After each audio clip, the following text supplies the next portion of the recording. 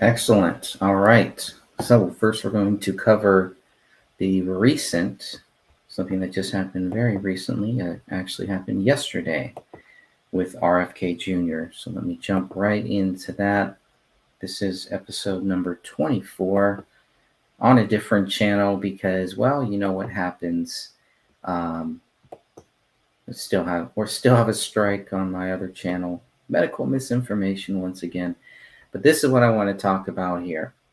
And there's some good reasons why we need to talk about this and continue to talk about this.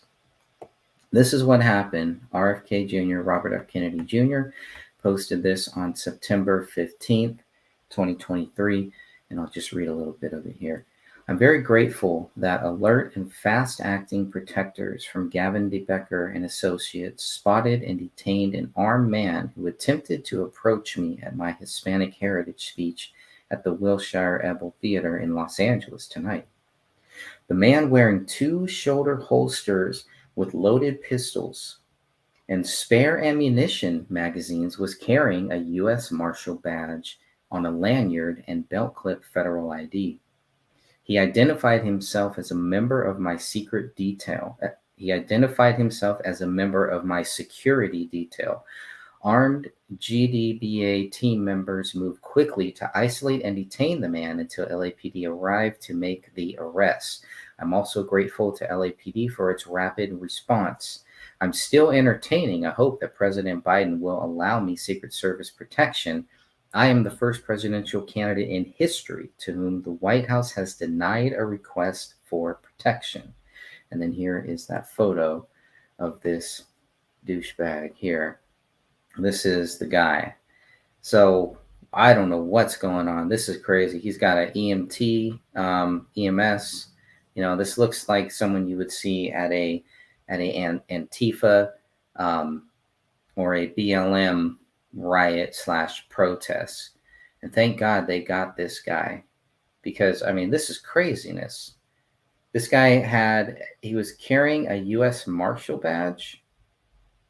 It doesn't look like he was like, it looked like this was an open carry thing. You can kind of see the holster straps if this is, related, this photo. But this dude needs to be identified, not only identified, but, oh, good. So they got it. So let's read. There is a Breitbart article.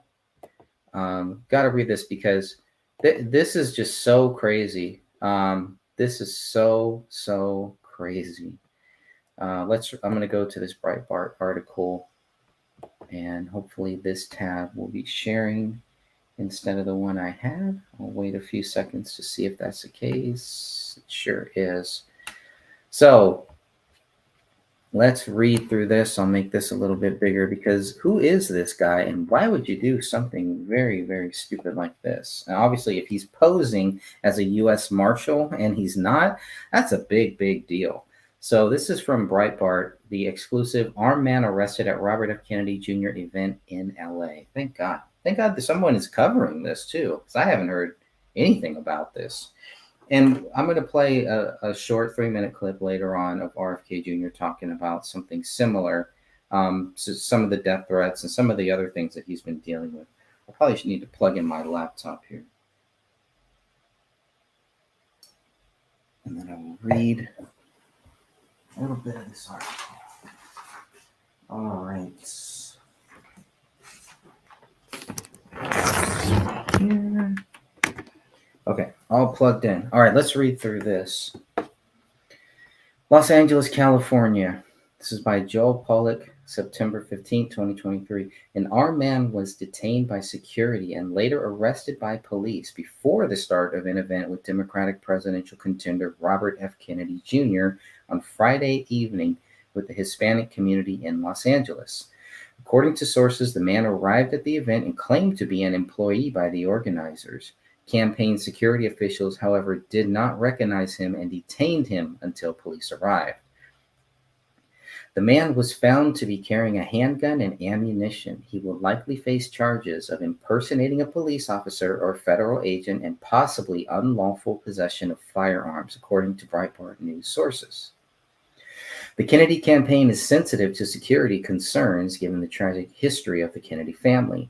President John F. Kennedy was assassinated in 1963, and Senator Robert F. Kennedy, the current candidate's father, was assassinated in 1968 in Los Angeles, shortly after winning the California Democratic presidential primary. In July, Kennedy noted that the Biden administration had denied him Secret Service protection despite the fact that he had requested it from the Department of Homeland Security and had extensively documented the need for it. Kennedy is gaining on President Joe Biden in some polls, so he still trails overall by a wide margin. Many Democrats say they would like to vote for a candidate other than the incumbent. That means they would like to vote for somebody else other than Joe Biden. Great. And that's all that needs to be said. Love these short articles. There it is right there. Great article by Joel Pollack. And with that, I'm going to go back to this. We need to know more about who this guy is. This guy needs to be completely exposed. And these will be public documents, so that it should be pretty easy to get the police records to find out who this guy is, who is he tied with. I can already guess some of the sources of where this guy is tied with. By the tattoos, you know they do speak volumes too. But the guy is wearing a emergency medical services shirt too, so he's got the whole EMS shirt thing going on. Something very strange is going on here. Now, as you'll notice, this is not the only time. This is not the first time something like this has happened with RFK Jr. And so I will play a little bit of those clips. But I want to see if there's anything else in the I think that's RFK's only comment as far as I know, or the post. Usually, and I don't know anything about Twitter, but you can usually see here he posted that. I don't see anything else that he's responded to since then. But this is crazy, and this is exactly what this is worst case scenario. At least they caught the guy. He didn't get in, but we definitely need to know more about this. The police reports will show a lot more. So I'm going to look into that and how we can get the police report about that, about what happened. I need to understand a little bit more about where this was, and I'm sure we can find out what county, who booked him, et cetera, and we can find out what this guy was up to, what his intentions are, who he's connected to, and this will not be the last of this. So thank God nothing happened. Everything worked out okay. The guy was not allowed into the front door. And this may have just been some type of test. Somebody may have been testing to see what type of security RFK Jr. has at a Hispanic heritage thing in Los Angeles, right? In the same city where his dad was killed. California, I mean, I know he's going to do a lot in California because he lives in California. So I know there's going to be a lot of that. The Beverly Hills thing, I'm sure we all felt a lot safer for him with that. But, and these are more like, I guess these are more private speakings is what it sounds like, because they're not advertised like President Donald J. Trump's ones are, and they're not as big either. But they are really interesting crowds. And when they allow the people in the audience to ask questions, you get some real town hall questions, no softball questions, really. A lot of angry people that I've seen in some of RFK Jr.'s town halls. Good stuff there. So just wanted to cover that briefly because, like I said, this is worst case scenario. And so I know that there will be more follow-up on that. I know Breitbart, it sounds like, is where we're going to learn more. And that's interesting, too, because I was going to go back. But you know what? Before I do that, speaking of Breitbart, there was a show. When did this happen? Hopefully I put the date on this one. I didn't date all of these. But, okay, I didn't date that one. So I think it was maybe, I want to say a couple weeks ago, maybe a month ago. Hopefully not that far back. RFK Jr., Robert F. Kennedy Jr. was on a show called Fearless with Jason Whitlock, who is a famous sports player. Apparently, my dad knows a lot about him. I had to ask my dad who this guy was. He seemed very cool, very articulate. This is a 3-minute clip here with Robert F. Kennedy Jr. talking just about that. So I'm just going to play this.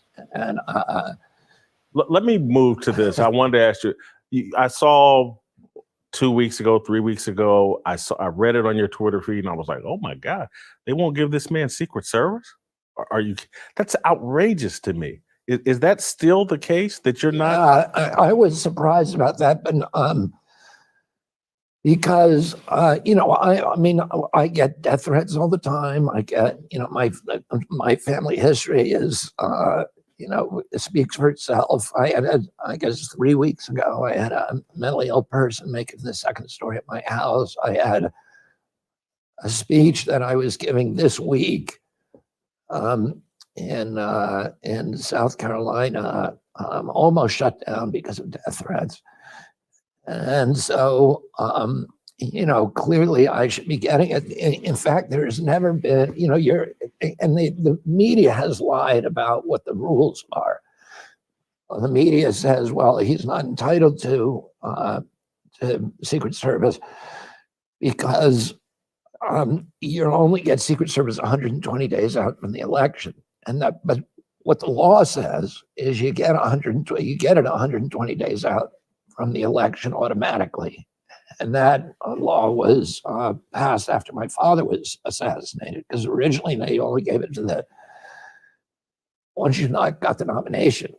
Now you get it everybody gets 120 days out if they pass certain metrics, like more than 15% of polling for 30 days. And then my uncle was given it. My uncle Teddy was given it by President Carter. I think 551 days out. And my uncle Teddy wasn't even running at that point. But Carter and he had this tremendous antipathy for each other, and Teddy ended up running against him. But Carter was a classy guy, and gave it to Teddy. Obama got it about, I think, 500 days out. John McCain was offered it 551 days out. Jesse Jackson got it. Shirley Chisholm got it. You go down a list, and it's 30 or 40 candidates have gotten it further out than me. And the White House, as we gave them a 67-page document, including the threats and all of the documentation about why I deserved it. I'm the first presidential candidate in history that meets the metrics that requested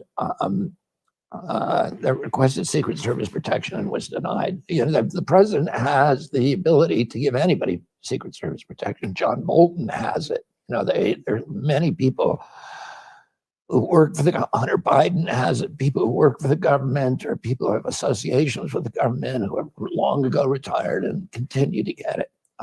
And so, it's odd. It's an odd choice for President Biden to decide not to give it to me.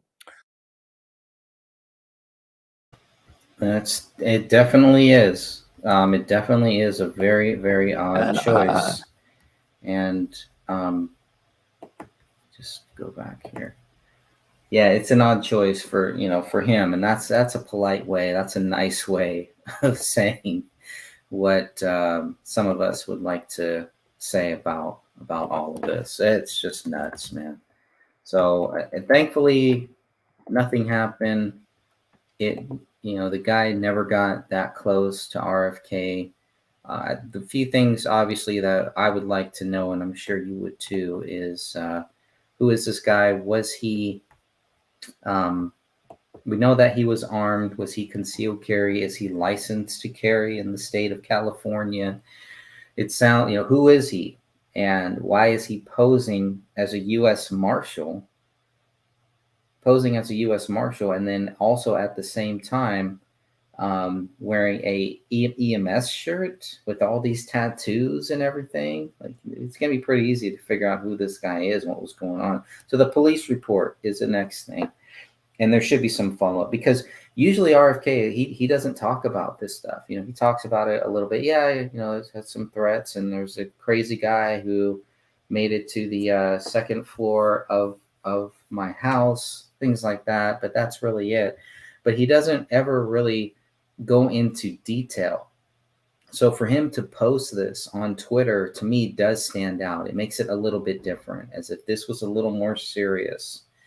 And what I'd like to know is, was the guy concealed carrying, or was it just open carry? Because if it's open carry and he's walking in there like that, it just sounds like a big test run, and he is expecting to get arrested so that they can identify who Kennedy's security detail is and find out more about them.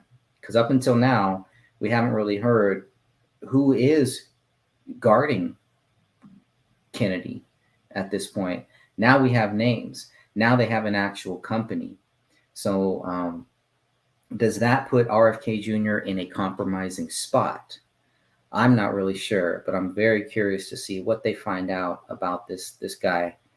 And I don't know. I hope for the best, obviously, but it's just really, really crazy. Hey, Dark Docs, how are you, my friend? I was just going through just what we know so far about what's going on. You're free to jump on if you want to jump on. If you got a couple minutes, definitely welcome to. I'm just, I don't know. I'm really, really frustrated about this whole thing, and I'll just drop the link here. I'm using this channel. I usually don't use this channel for this, but obviously I have some issues on my other channel, and it's they got John Kennedy, they got Robert Kennedy, and now Robert F. Kennedy Jr. How much more are we going to see this leading up to these primaries, which start in March of 2024? And so we got months, right? We got what, October, November, December, January, February. I mean, there's like 6 months here, and there's already been death threats. There's already been people, the crazy guy inside of RFK Jr.'s home, and now we have this at this speaking, at a heritage speaking, a Hispanic heritage speaking, and the guy does kind of look. Let me go back here if I can show this or not. But the dude, I don't know, does he look Hispanic to you? Kind of looks Hispanic to me. We're gonna find out everything we can about this guy. If anyone's gonna be doxxed, it's gonna be this dude. And it's all not really doxing because it's just public. It's just gonna be public data. Who this guy is, what he was doing there. The tattoos are definitely gonna tell a whole story. Even the glasses, right? There's a weird pyramid on the glasses. Are these those glasses that have cameras on them too? I can't really tell. Dark Docs can probably fill in that one. They may know more than me about that type of stuff. But the whole thing is just weird. It's just really, really odd to show up and identify yourself as a U.S. Marshal with a badge, in a lanyard and a belt clip federal ID.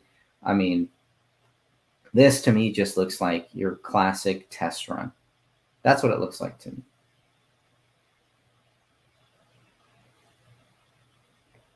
All right, so that's all I know about that for now, but I wanted to cover that. I've only seen one news article, Breitbart, covering it, and we'll see what happens with it. We'll see where it goes from there. But that is the latest on Robert F. Kennedy Jr. Because this all kind of stemmed from, and this was another thing. It's like, wow, I don't know if you should actually let people know that the Secret Service has denied your request, but that's what happened on July 28, 2023. And this is the campaign manager, Dennis Kucinich, said, remember, this is July 28, 2023. The American people, no matter their politics, will find this decision shocking and repugnant.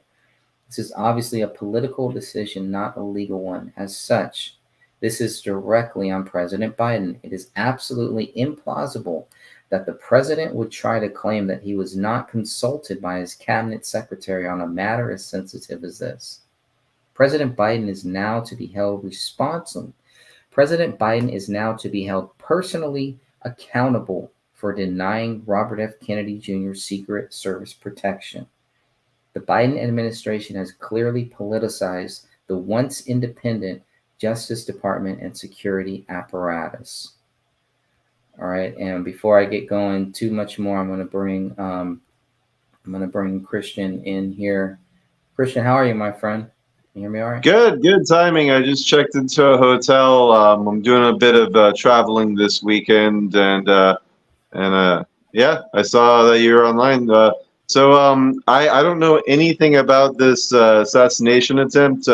Give me the 5 second version. Sure. What's going on? So what basically happened is RFK Jr. was at a speaking in Los Angeles yesterday at a Hispanic heritage speaking, and this guy shows up apparently with two gun holsters with two armed guns, and he's got like some ammo too, and he has a lanyard, a federal marshal, a U.S. Marshal lanyard on, and you can see in that clip that I show, or in the photo, he also has. Let me see if I can go back to it, but he also has a EMS shirt on too. So this guy is all over the place here. Let me see if I can go back to that. Hopefully you can see this here. But if you look at this, and I'll just go on the photo, but he's got a EMS. He's all tatted up here. He's got these weird glasses. I was going to ask you, do these glasses look like those spy glasses or anything like that? No, none that I see. I don't see a little pinhole anywhere for a camera or anything, unless it's behind the lens, which is, pretty exotic if it is spyglasses. So he was trying to get in to the and I don't know where this place is, but I'm definitely going to find out, because I need to find out, and I'm sure we can get the actual police reports and all that stuff. The Wilshire Ebel Theater in Los Angeles. So this guy tried to get into that, posing as if he was part of the security detail. And so the last that we know is he was held by, and this is the other thing. This kind of bothers me too, because now they know, the people that are going after RFK Jr., the people that I believe really want to take him out, now they know who is protecting him. And it's kind of a weird thing for RFK. I don't know what your thoughts are on it, but do you tell people who your security detail is? Because up until last night, people have been asking him, okay, well, who's guarding you? Then he's like, I'm not giving away that. I'm not going to tell you guys that. Well, yeah, last I heard, he was trying to get the DNC or the White House. I'm not sure the channels you go through when you're a presidential candidate, but it was all over the news that he was trying to get Secret Service detail and he got declined. That's right. That's right. So I imagine he had to go private sector. But typically, emergency services personnel, they're not armed. Like, that's highly unusual for him to have sidearms and be brandishing in California. Only law enforcement, like actually on-duty law enforcement, or like private security. I don't even think in California private security is allowed to have. I don't know their gun laws over there, but it's my understanding that they're pretty strict, and unless you're law enforcement or military in California, you don't have a sidearm. I mean, you live there. You might know better than me. Yeah, no, you're definitely right on point. And that's why, I was like, okay, was this guy, he couldn't have been concealed carry. So he's walking up to the even door. The Grove, they were mentioning, I remember in one of your videos that like you and Brendan saw armed Bohemian Grove security, and you were like, oh, that's really unusual, because even for the Grove to have armed security in California. Right. And if you do that, it has to be open. Like, you have to be able to see it unless you have a concealed carry license. And so if this guy is just wearing a t-shirt with the two gun holsters, I mean, he's brandishing. It's Is what he did. crazy. So what? I mean, Yeah. what? I mean, it just seems like this guy is sent there for a test run, and they want to run a test. They want to test. It makes me think that he's like to have that audacity that he's like he knew he was going to be protected. I'm curious to see like so was this guy arrested? What happened? Yes. Yeah. So he Okay. was taken into custody. So that's what I got to research next is to find out who took him in. We know it was obviously LAPD, but there's different branch. We need to know exactly where he was booked, et cetera, et cetera. What is the public data, and then try to request that. Try to request the police reports if there's any body cam footage, anything like that. And what this guy was doing there, and how is he going to say, "Oh yeah, I was just showing up," or I just wanted to watch RFK speak. And the hand and neck tattoos, not to discriminate. I mean, I got a bunch of crazy ink, but like especially like beyond the wrist and like above the neck, that's like typically affiliated or like ex some sort of military. Usually doesn't always mean that, but that's pretty hardcore ink. I'd like to definitely learn more. What's this guy's name? That we don't have yet. That we don't have the name as far as I know, but I would love to get that name. So and all I can see is on the hand is that it says free. So I'm sure I don't know what's on the other hand, but I can't tell like what's on the back of his palm. I don't know if you can read that or not either. Yeah. And it looks very similar to whatever is on his neck. It looks like at least the same person, the same style on the neck, on the back of the palm. But if the guy has it on his fingers on one hand, he probably has it on the other. And he could have wore gloves. He could have covered up. It looks like a t-shirt to me. So he may, and it looks like he's got arm tats. So I don't know. It's just, this whole thing is just really, really odd, especially showing up with the dark glasses like that. The full beard. He looks really intense. I mean, he looks like, just in the photo, it's really like someone snapped him in the middle of him, like, running his mouth about something. Yeah. Yeah. Because if you look at the glass, I know it's hard to see from on the screen. Oh, his eyes are like wide open. He's like, he's jacked up. He's jacked up. You can actually see two of the security guards in there too. So you can see that in the actual glasses there. So he's talking with two people, and I don't know, maybe one of them snapped a photo of him or something. But this is strange, and you can see the chain. So that must be where the lanyard is. And I don't know how U.S. Marshals. I don't know. Do they wear lanyards? It seems a little sometimes. Weird. Yeah. Belt clip federal ID, and he identified. I mean, it's hard to even have standards these days because I've seen like federal agents, federal marshals, Secret Service, like wearing cargo shorts and like just a blank white T-shirt, and then they'll pull out the badge out of their pocket. Like they look like anybody, like there's no real tell on. They've become very casual, I guess you could say, at a lot of events and things. Interesting. Yeah, so I'll definitely I'll definitely be following up on that to see what else we can learn, what else we know about this guy. But the fact that they didn't come out with his name right away, like think about what if the same situation, same guy showed up at a Biden event. Forget about it. Like it would have been, they would have used his middle name too, because they always use first, middle, last, and that his name would have been all over all of the news. But the fact that I'm curious to see, it has any news outlets. This happened yesterday. Do we have any Fox News, MSNBC reporting on this? Because this is posted by Robert F. Kennedy Jr. Yeah, he's doing his own news. He's like boots on the ground, running for president, reporting on the news.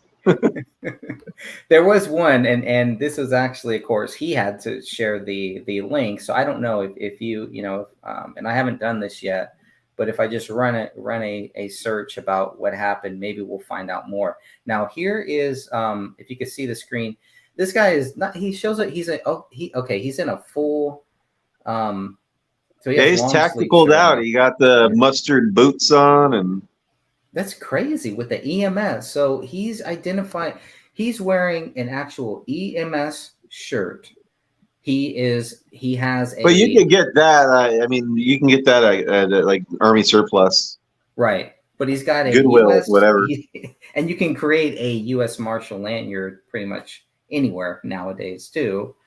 But Yeah, then the third thing is he walks up and he identifies himself. He says that he's part of the Kennedy security team. I mean, so he has 3 different stories here. That's pretty weird. yeah. How do you get 3 different stories here? You just, well, hey, I'm here. You know, I got this nice shirt on, and I'm also a U.S. Marshal, and I'm also here because I'm helping out with the Kennedy security team. It doesn't make sense. Yeah, because he has multiple stories makes me think that he might just be a lone nut. Maybe somebody that is, you know, this is LA, so who knows, but maybe That's it's correct. somebody that, you know, is totally all in on, oh, the COVID shots work. This guy's an anti-vaxxer. He killed my grandmother, whatever, you know? Oh, I didn't think of that. He could Okay. be like a leftist that also maybe doesn't like Biden, whatever, but like maybe one of these like radical leftists that, you know, I mean, not to profile or whatever. I mean, but he is Hispanic. You know, this Right? He is does look Hispanic, right? He does. definitely, which doesn't mean anything. I'm Hispanic, doesn't mean anything.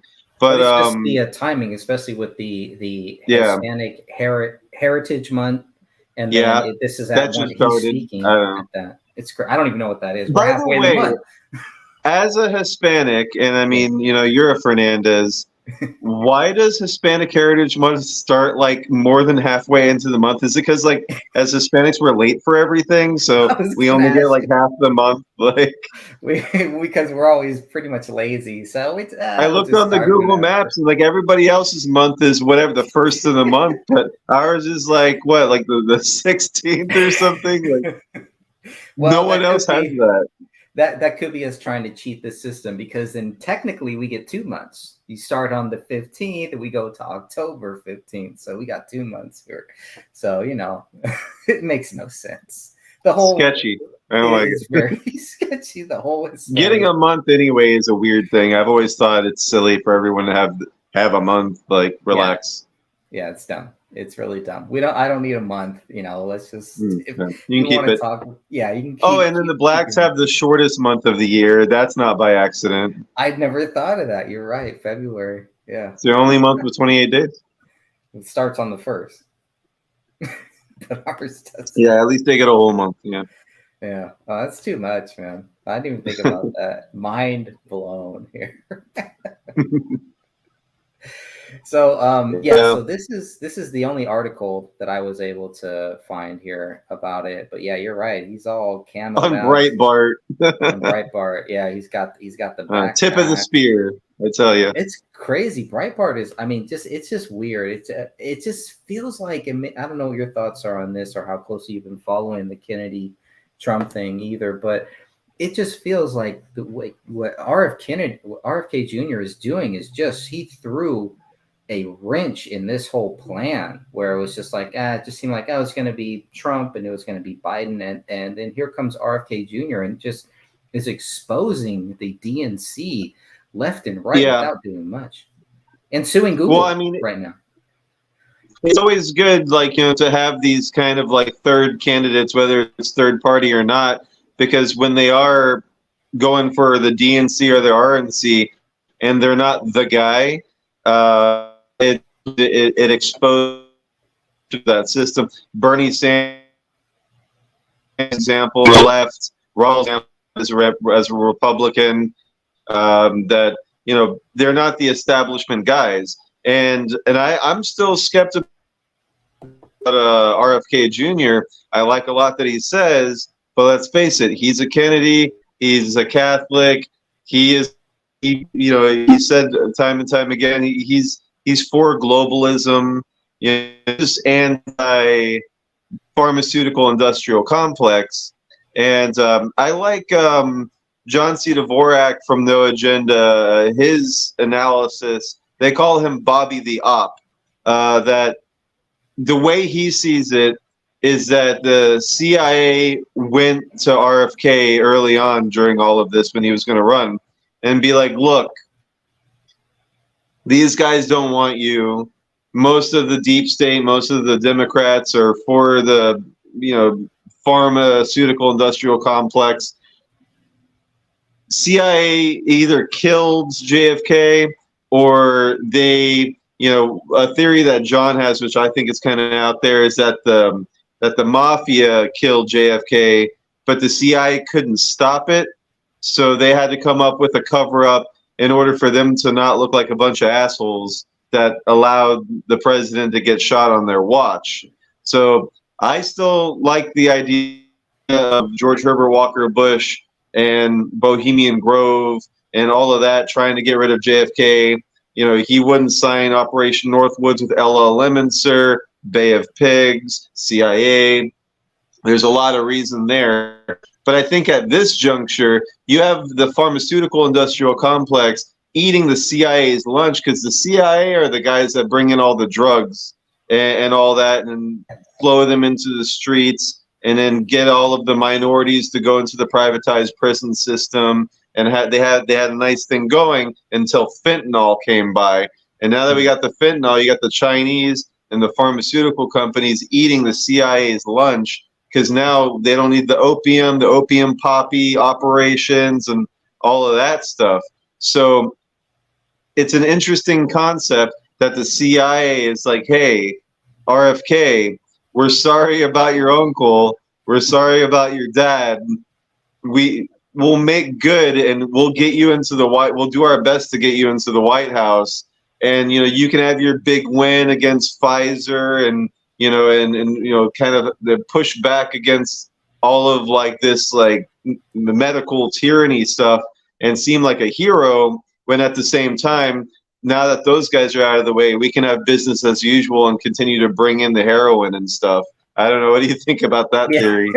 Yeah, I mean, I think there's Wild, some really right? great. It is. It really is wild. But the wildest theory is the one that they try to push down people's throats and tell us that is truth and that's it, and there's no in between. And JFK was That's never the right one. That's whatever. Like, oh yeah, it's on the TV. Oh, Lockheed Martin said. It's like, okay, that's not the one.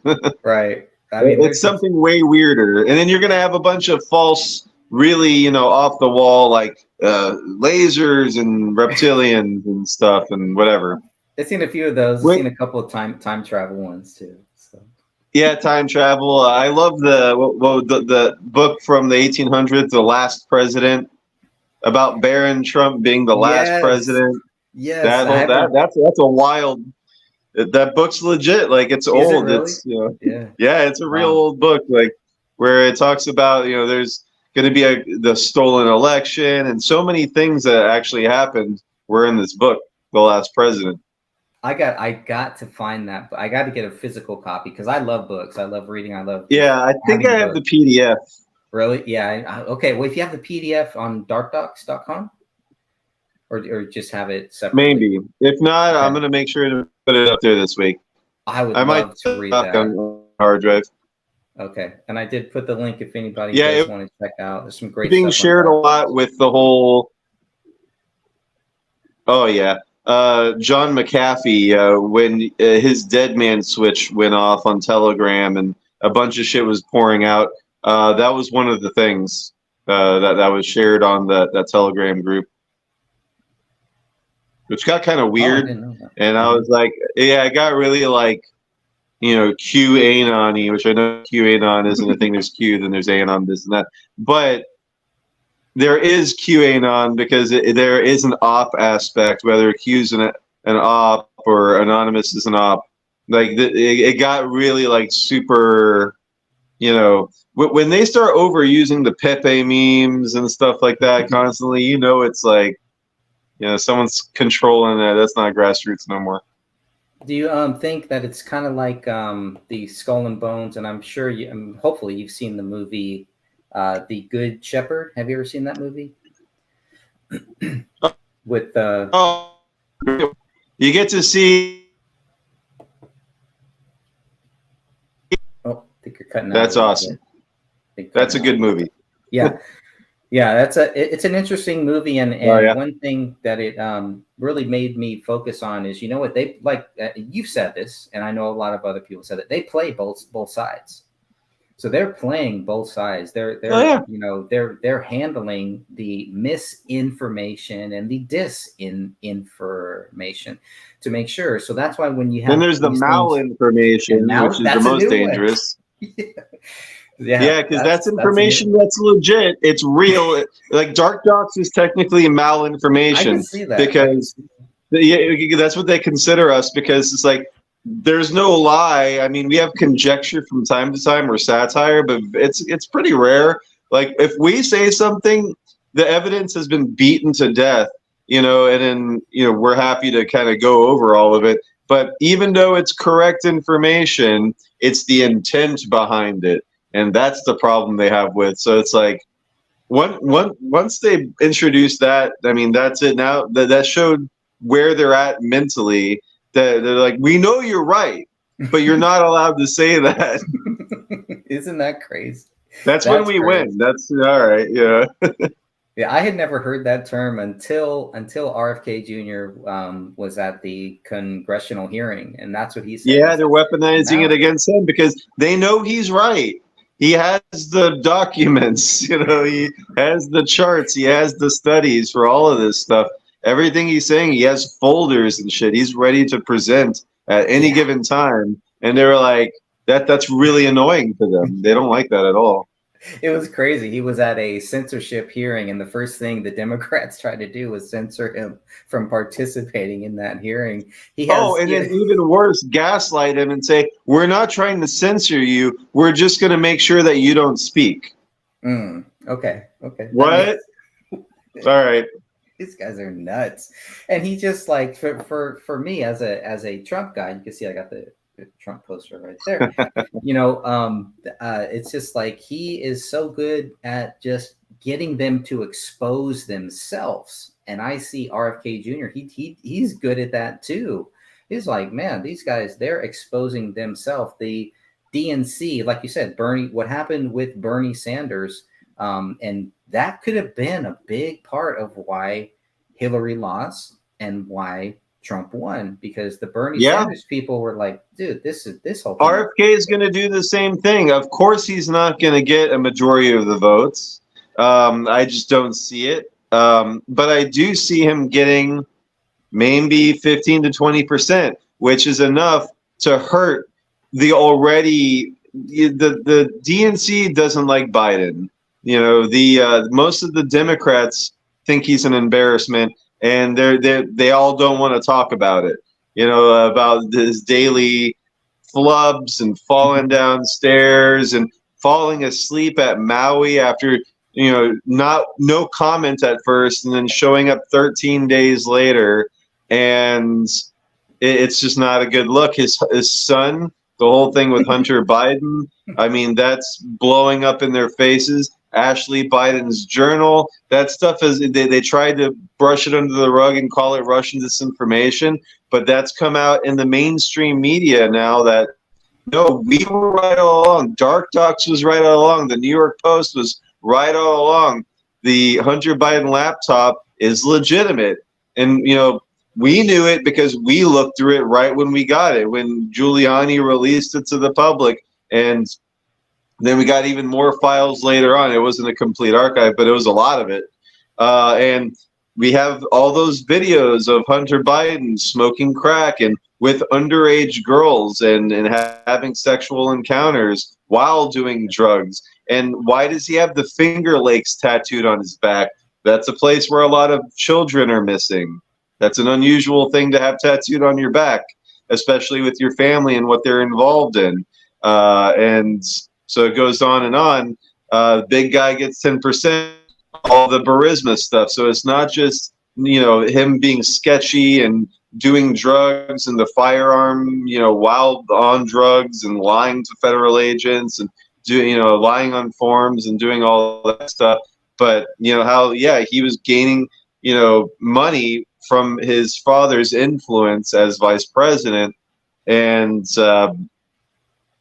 more and more people see that it's very likely that they stole the election and all that. And it's very showing that like Owen Schroyer is getting 60 days, all these Proud Boys and stuff. My heart goes out to all these families. Like you have parents that are going to jail for 15 to 22 years that have daughters that they haven't even met yet because their wife was pregnant when January 6th happened. I almost went there, and I wouldn't have stormed the Capitol. I would have just been there outside filming and probably hanging out with InfoWars and being like, hey guys, 1776, but don't go in the building. This is a trap.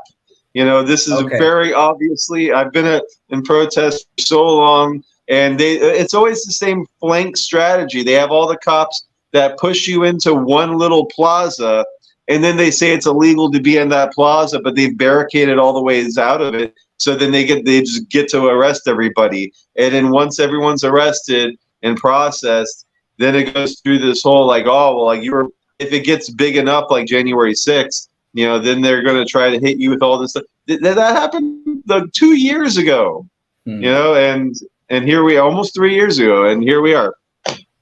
Yeah, these people are now facing decades in prison. That's craziness to me, man. And I know, I don't know if you ever heard of the guy from the Wooz News, WOOZ News, but he did a lot of great videos on Jan 6, and he did, he's working on this big project on it, and it gets taken down. I think the first video you can find on BitChute, part 2 you can still find on Rumble, but Wooz News, WOOZNEWS. He really breaks down some crazy stuff about crisis actors and things like that, people being let in. I mean, just some of the stuff that probably a lot of people, just the casual Jan 6 person has no idea.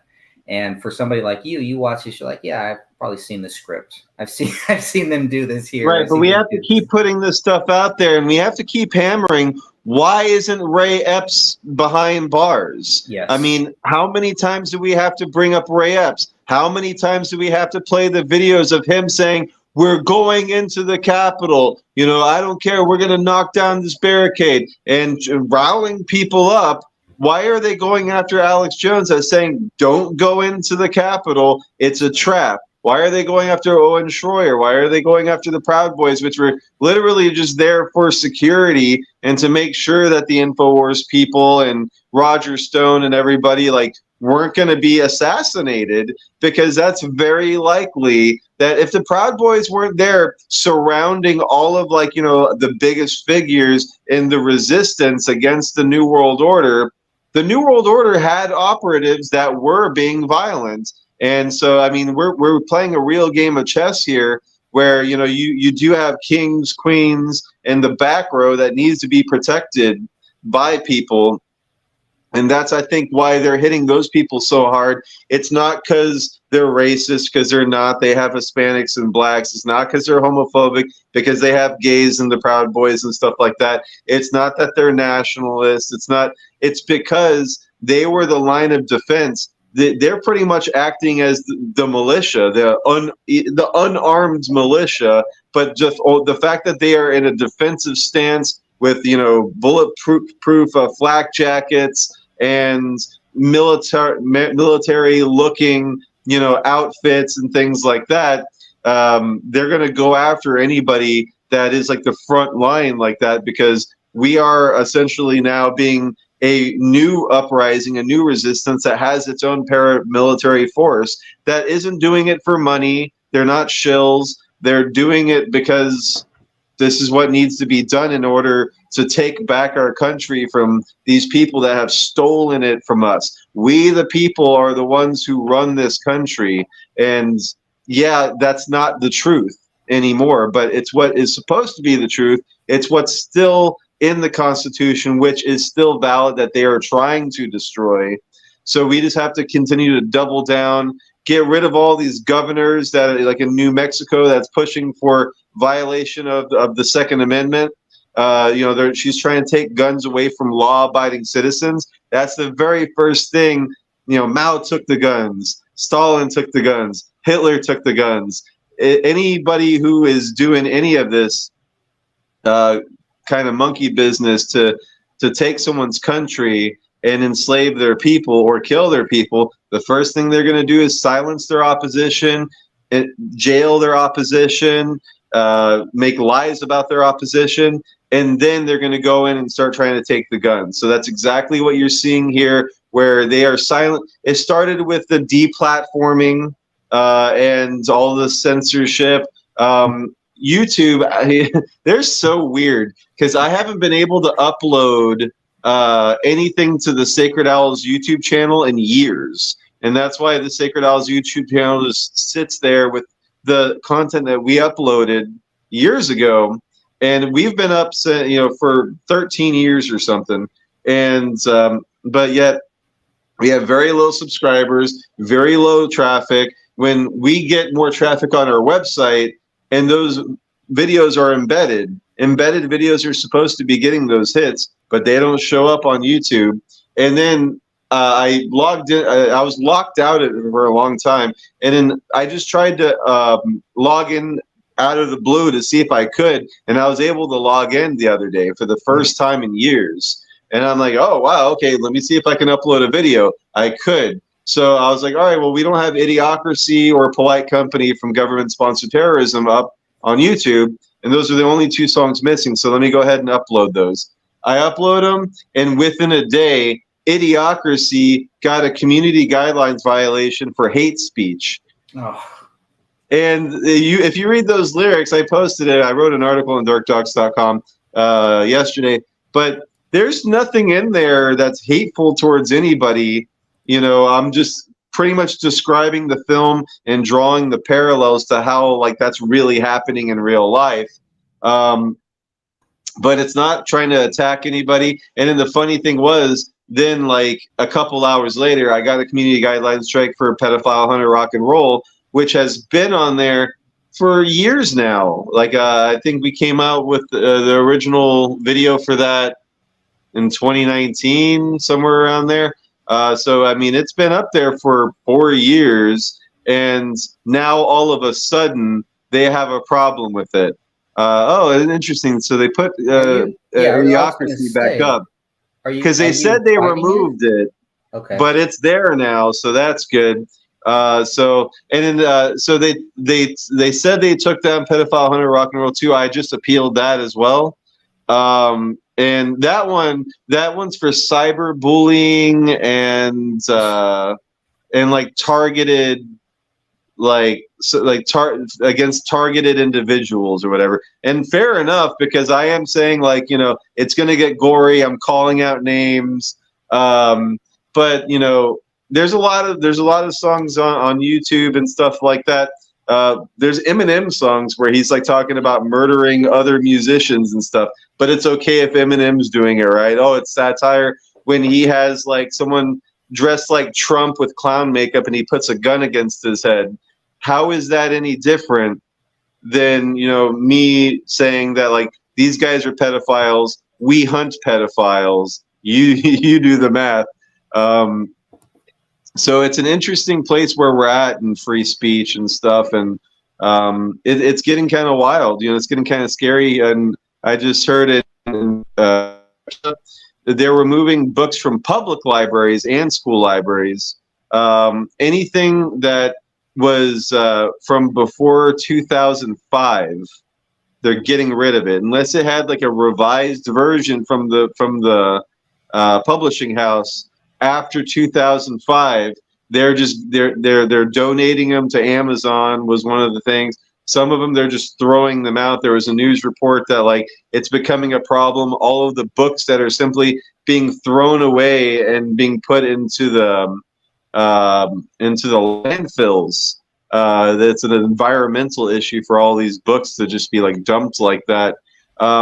So why are we, you know, we're keeping genderqueer and a bunch of books like with like hardcore homosexual pornography, and we're keeping that in elementary schools, and that's okay and inclusive, but like we're getting rid of 1984, Catcher in the Rye, you know, Tom Sawyer, Huckleberry Finn, you know, like all these like vital books to like, you know, show our history.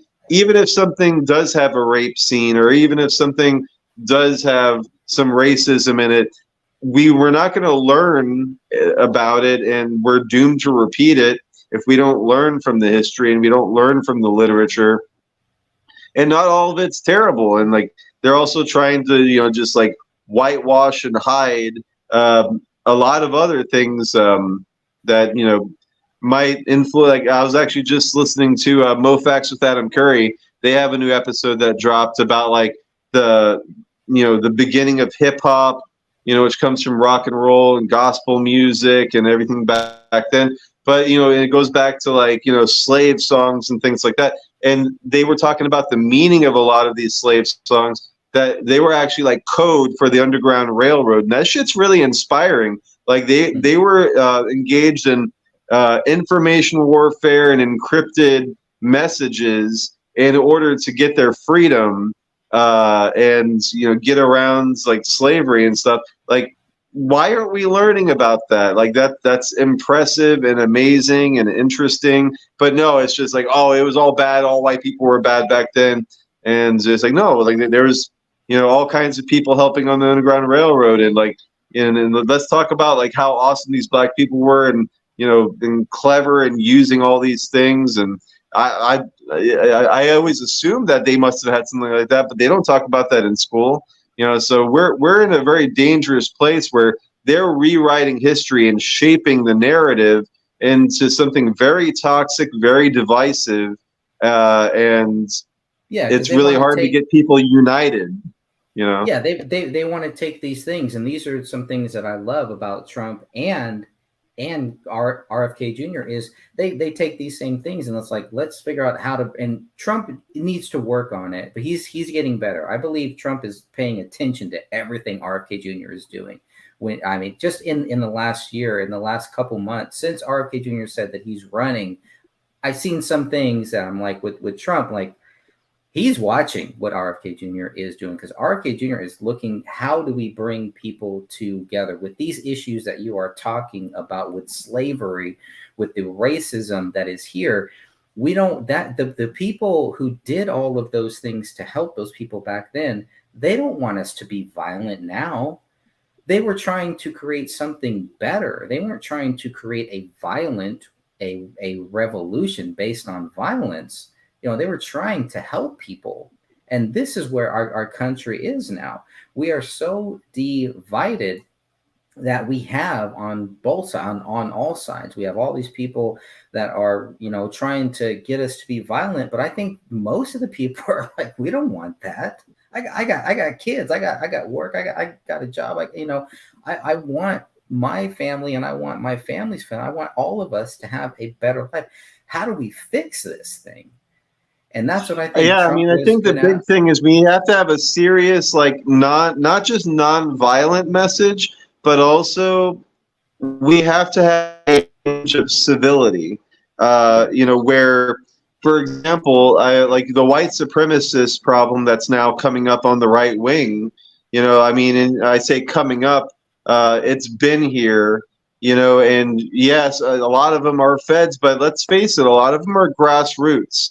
And a lot of them are white people that feel that, like, with the Democrats opening the borders and using MS-13 and all these non-governmental organizations to bring in people, not from Mexico, but from all parts of South America. And it's not just South America. From all over the world, people are coming into South America in order to cut through Mexico, in order to go through our southern border. And then the NGOs are giving them thousands of dollars in airplane tickets and setting them up in these sanctuary cities and all of this. And if you are a white person in the United States, that's that's terrifying. And you see what's happening in Europe and all these other countries where, you know, they're just ushering in all these people. You know, it's like Tucker Carlson talks about it, and he's called a racist. It's like, you know, because it's replacement theory. Hmm. And it's like, it's happening. I mean, just statistically, you know, you're being disingenuous if you say it's not happening. But at the same time, do I think that the white supremacists are going about it the right way, calling Laura Loomer Laura Joomer and yelling "kike" at everybody, and, you know, just, you know, they think all black people are just like dirt. You know, if you go on Gab and watch that like Handsome Truth guy, what a fucking prick that guy is. Like, I mean, I'm sorry. Like, I'm not sorry. Like, that, we don't need that. Like, he'll just go up to innocent people and like, oh, because you're a fucking Jew, huh? You're a fucking pedophile. You're a fucking, like, whoa, you know, nobody. And Yeah. what that does on the other side is that people see someone extreme like that, and, you know, he's like a Chad. He works out. You know, he's a handsome guy. You know, the name, you know, holds up good for him. But like, he's a fucking asshole, and he's even trolling police that like pull him over. It's like, oh, you fucking Jew cop. Yeah, you're just fucking doing this because you're a Jew. Oh, look, your hands are shaking. It's like, that's Yeah, a and form that's of, what they want, right? That's what they want. yeah, it's a on form the of internet. terrorism. Yeah. In my opinion, that like you know, they say, oh, sticks and stones, you know, may break your bones, but words will never hurt you. That's not true. There's things, and it's not about feelings. Oh, you're hurting my feelings. No, but like, when you make claims against somebody, like, it's called libelous. Mhm. You know, it's actually like actionable in litigation, and you can sue someone for defamation of character if you have standing. If it hurt your business. A good example is Bash the Fash that we brought up on the last couple episodes, saying that sacred owls are, you know, national socialists, where like, that hurt our business. We were promoting for this show, and then because they lied about us and said we were Nazis when we are fucking not, and we've always, you know, said that we are anti-fascist. We think that the Bohemian Grove is fascist. We think that a lot of these Democrat policies are fascist. We think a lot of these neoconservative Republican policies under Bush were fascist as well. These are all like dictatorial. The National Defense Authorization Act is fascist. The Patriot Act is fascist. Taking your shoes off at the airport is fascist. It's left and right in, you know, the false left-right paradigm that are doing this, and we've always been opposed to that type of like governmental overreach and tyrannical behavior by governmental entities. So to call us National Socialists is absurd, and it's baseless, and it affected our business. So that's libelous. So it's actionable. So we can sue you. You know, so I am getting evidence together because I'm not a rich man, and everything that I do, I'm doing with my very limited funds in order to fight the info war and do my part in exposing corruption. And it's at my own detriment that, like, oh, they're going to call me a terrorist and put me behind bars for simply exposing other criminals that are, you know, I'm not a criminal, like criminals doing crimes against humanity. And I'm here just being like, hey, look, you know, I found this evidence of a crime. I'm just here to report it. Oh, you're a criminal for reporting on this stuff. We're not going to play that game anymore. Like, that's not the America any of us signed up for. That's not what our founding fathers died for. That's not what all these, you know, veterans that died in these foreign wars were lied to about, and what they thought that they were fighting for, died for. We need to stand up for what what we've been promised. But what that means is we have to be held accountable. We have to stand up, and we have to, you know, reject any of these, you know, whether it's a lockdown or wearing a mask or, you know, being called names and, you know, and having it defame your character.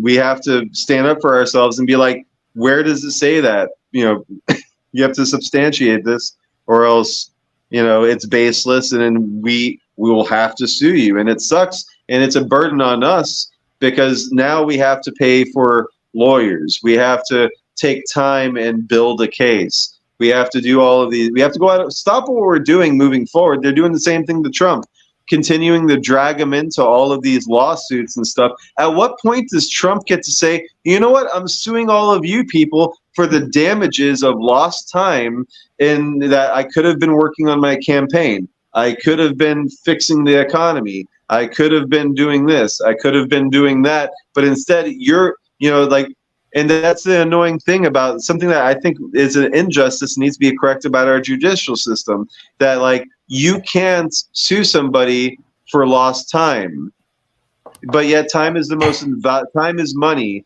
Time is one of the most valuable things you have. Your time on this earth, your waking hours, make hay while the sun is up. Well, if you can't make hay while the sun is up, then you don't make money. So it affects you financially, but you can't sue about that. So these criminals have a loophole if they have enough money that they can continue to sue you into oblivion on baseless claims. You need to be able to retaliate on that. Yep, definitely.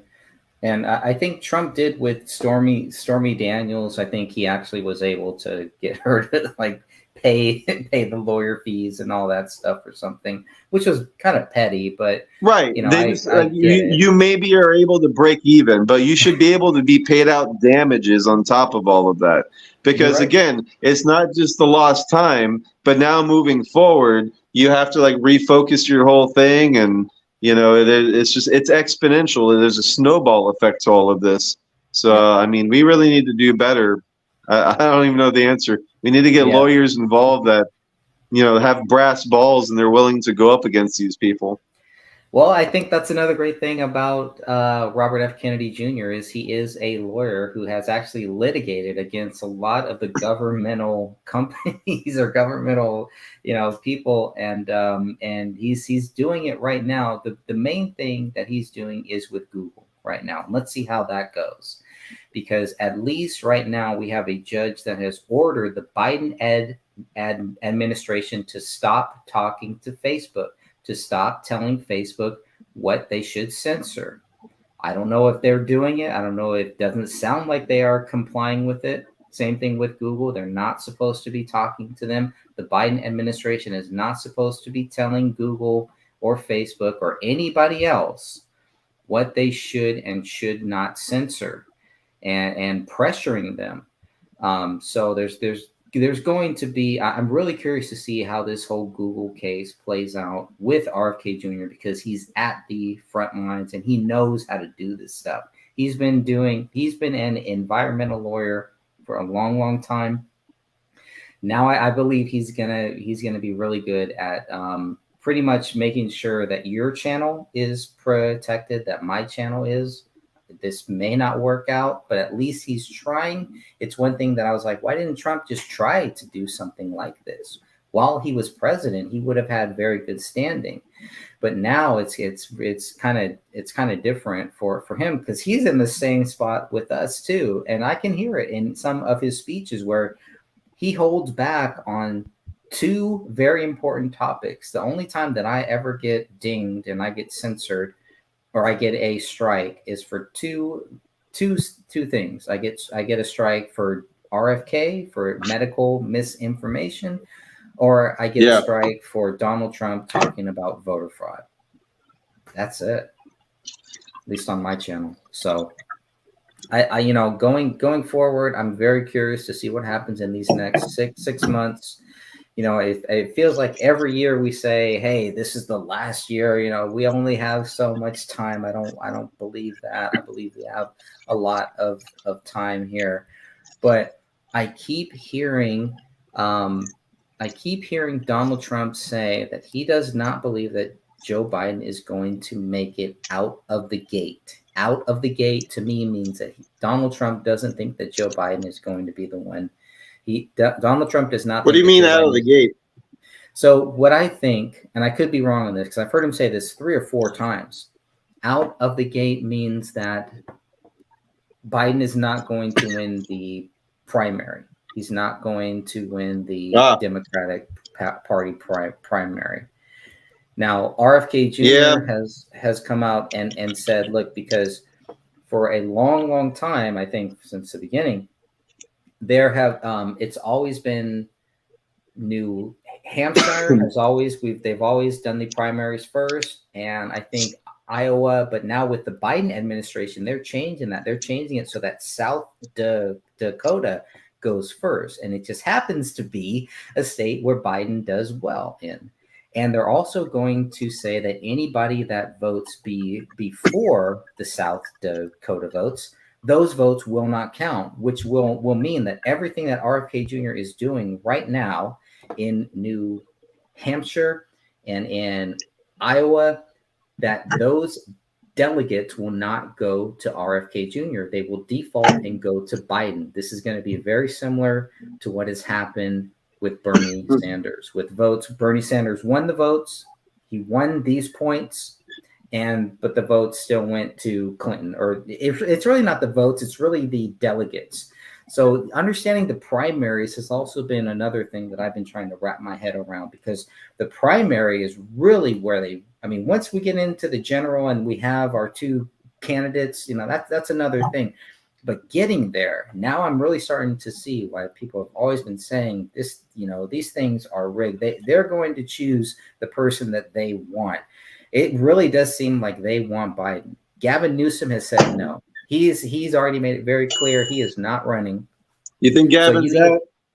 Yeah, Gavin has publicly said that he's out, and people should not start thinking about that. I think 2028, Gavin is in, which is really more frustrating for me. Because even his own California doesn't even like Gavin, though. I don't see it. I know. No, that's why he's going to have to do something really, really special. But I think it's gonna be Big Mike. Big Mike 2024. Big Mike 2024. I don't know about that. Yeah, I don't know about that, because you got to have some experience. Gavin Newsom can be vice president. I can see Kamala Harris running at it, but they don't like her. They're gonna get rid of her. Yeah, but they don't have any. No, I'm not seeing it now. Yeah, well, the thing is, they're fighting two different fronts, and if Jesse Ventura throws his hat in the ring, which he's talking about becoming the Libertarian Party candidate, they got three big problems here. And so, I think it's great. Like, everyone should be, all the big hitters should be up and running, because what's going to happen is, again, like, anyone voting Trump voters are going to vote for Trump. Period. There's no wishy-washy. They're voting for Trump. You're voting for Trump. All these new people that like the mugshot, they're voting for Trump. They don't care. They don't want to hear it. They're voting for Trump. But then you have people that your Biden voters are weak voters, and you're gonna have people that vote blue no matter who. But they'd probably be willing to vote for RFK if the DNC lets him in. If they don't, and he runs as a third party, maybe like half of those people would still stick with him as a third party candidate, which is, I think, great for third parties in general. But again, it's all going to be taking away from Biden, which is they're going to have to steal this election again. And this time it's going to be a little hairier. And I think it might cause a civil war. I'm not going to start it, but I know you're not going to start it. But people are like, they're fed up. Like, they're more fed up than ever. I know. So I know. Yeah, and it'll be nice to have three presidential candidates that are pretty much, and they're all coming out and saying it. Like, man, the system is rigged. Even RFK Jr. is like, this thing is rigged. The whole DNC is actually rigging this whole process and everything. Instead of, hey, let's get the best person here. It's no, they want it. And then on the Republican side, they're doing everything they can to get rid of Trump. They don't even want the best person that they have that could actually win. They don't even want him. So that shows. We have internal wars on both sides of these two-party systems here, which I think is great. That's what we need. We don't need lockstep, right? We don't need, hey, you have to vote for Trump and that's it, or else you're a traitor. No, vote for whoever you think is the best person for that party. If people think that Ron DeSantis is the best person, vote for him. I don't believe that Ron DeSantis should have run. I think he should have waited till 2028, because this is really going to hurt his future, I think. Not as a governor. Yeah. And you're in that state. So I mean, are you seeing bumper stickers? Are you seeing Ron DeSantis bumper stickers? Are you seeing RFK Jr. bumper stickers? I am, but like it's so much less than Trump. Like it's like Ron Paul had more bumper stickers than Ron DeSantis. I'd say he's getting as many bumper stickers as like McCain had when against Obama. Like, and you know, it's kind of pathetic. But like Trump, Florida's Trump country. Everywhere you go, there's Trump flags hanging from front yards and from their trucks, and we still have Trump rallies just on the sidewalk, in Central Florida with like 30-40 people on a Tuesday with they're making hot dogs and blasting music, and they're on the Trump train. It's like it never went away. I mean, and I think that's why like a lot of like Orlando is like woke and they hate it, and they see all of that MAGA stuff. They see swastikas, even though they're not there, But if you talk to these like MAGA Republican people in Central Florida, none of them are Nazis. Like, I mean, maybe one or two of them are like real quiet about it, but like it's a different crowd. And the National Socialists in the area, and they are here, they are in Deltona and DeBerry and stuff. They think that they call them MAGA tards and stuff. So it's like we're so divided, even on the right wing, that like you have these National Socialists that are just as divided and far out there as like the Black Bloc, Antifa, the BLM, kind of really radical democratic socialists and stuff like that they don't even like Biden. So it's like, well, then who are you voting for? Oh, like they don't believe in voting, they're anarchists. It's like that's how the far left and the far right, like they're the same in terms of they don't have a candidate. Yeah. They don't have an infrastructure. They're just going to bitch and moan and set things on fire and make fun of people and try to start a race war, try to start a civil war, have these like isolated mass shootings. And if they're getting money from, NGOs and federal agencies, then that feeds into the whole theory of, I mean, we're coming up on October. The FBI, they need money every October, so they have their October surprises.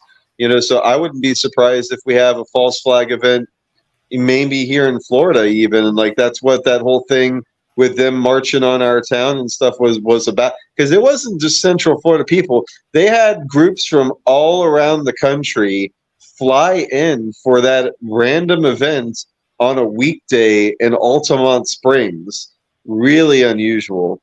And so something's definitely fishy, because right before that they had all like the swastikas and stuff being spray painted on the mural, the gay murals on Mills and all that, and so like they took that as a threat. We're in the middle of all this, so like I feel like we might be trying to get set up by somebody, left, right, both sides, in order to be like, they're a part of this or that. It's like, so I want to make it very clear, non-violence, guys. And like, yes, I have a concealed carry permit. Yes, I carry, but I only carry in places that are legal, which is most places here in Florida. I have no reason to go into courtrooms, and if I do, I'm not bringing a firearm. It can stay in the car. But yeah, they're planning some shit, and I don't like it. I can feel it in the air.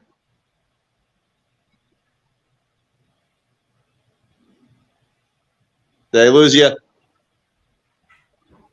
Hey, I'm Christian Coffins. I'm running the show now, I guess. I don't know what happened to Craig Fernandez Jr. But let's see. I've never used the StreamYard thing on my phone before. No one's in the chat. I'm just talking to myself here. It's Well, all good. I'll take this opportunity. Please visit darkdocs.com/shop. We have a lot of fun things over there. Help fund our operation. Hey, you're back. Did Yeah, you I'm get back. logged off or something? Yeah, I had to fix my camera for some reason, but no, it's I wanted to play. I don't know how much time you have, so if you Let's talk about this Kevin McCarthy. Let's talk about this Kevin McCarthy wearing a Bohemian Grove polo. oh yes, What do you think? What do you think yeah.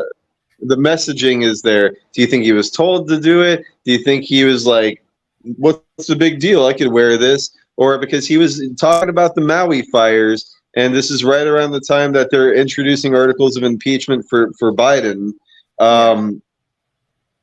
It's an interesting play to be wearing that stuff so brazenly. I mean, as far as I know, that's the first time a government official has worn Bohemian Grove merch since George Herbert Walker Bush, which at the time was retired. He was wearing a hat on vacation or something, and someone snapped a photo. But this guy was at a podium at an official capacity with his name on the screen behind. They're giving it a proper press conference, at his job. And, how do you feel about an elected official, Speaker of the House for the Republican Party, wearing a polo for a secret society that has a 40-foot statue of an owl that they sacrifice an effigy of the child to the flames in order to rid themselves of care, rid themselves of a conscience? But here he is talking about a fire, okay, cremation of care, right? So he's here talking about a fire, and also he's wearing that blue. He's wearing that 6.66 blue, that nice blue that the lasers can't zap you.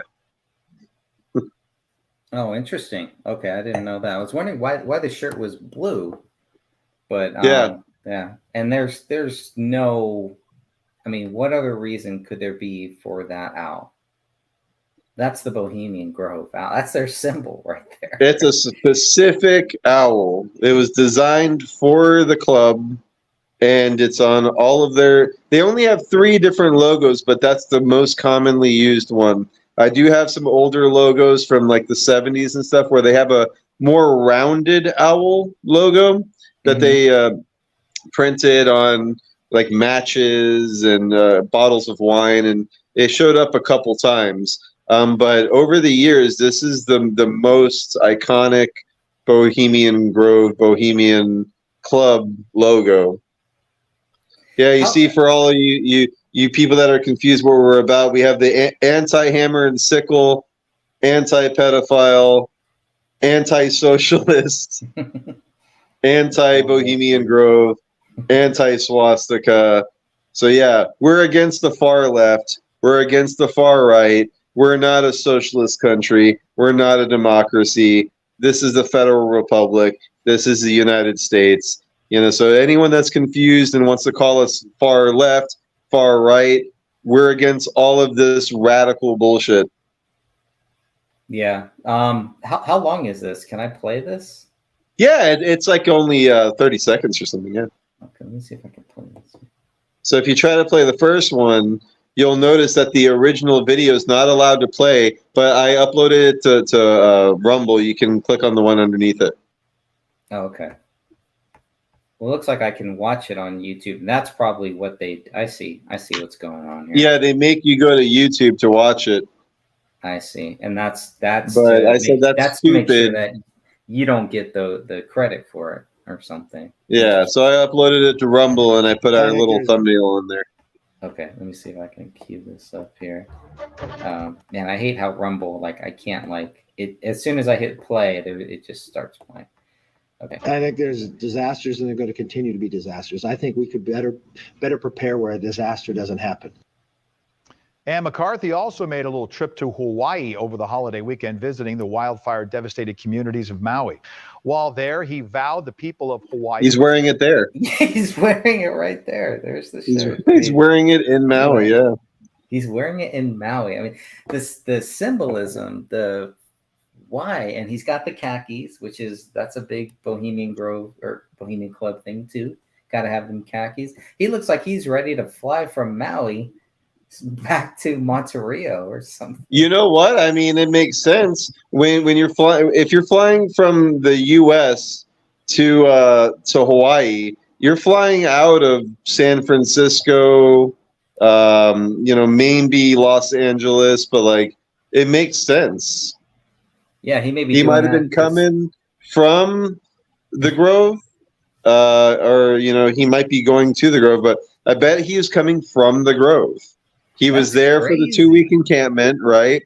Yeah. And then he might have stuck around town a little bit, and then he flew out from there. And oh yeah, I just got this polo and a clean shirt. Threw it on. No one will notice. And he's not a California guy, right? He's not from. I don't know that much about him. I don't think so. No. Yeah, I've just heard a lot of people that I know are like, "This guy is scum. This guy is terrible." I'm like, yeah, the Republicans hate him. The Democrats hate him. He's what you consider a rhino. And I knew that he was dirty during. We did a video back during the coronavirus pandemic and the lockdowns and everything, where he was up there. Do you remember he had the China task force, and they were going to get to the bottom of where the coronavirus came from, and if China was involved, we're going to come down with a hammer, and like they were like acting all badass like with this China task force.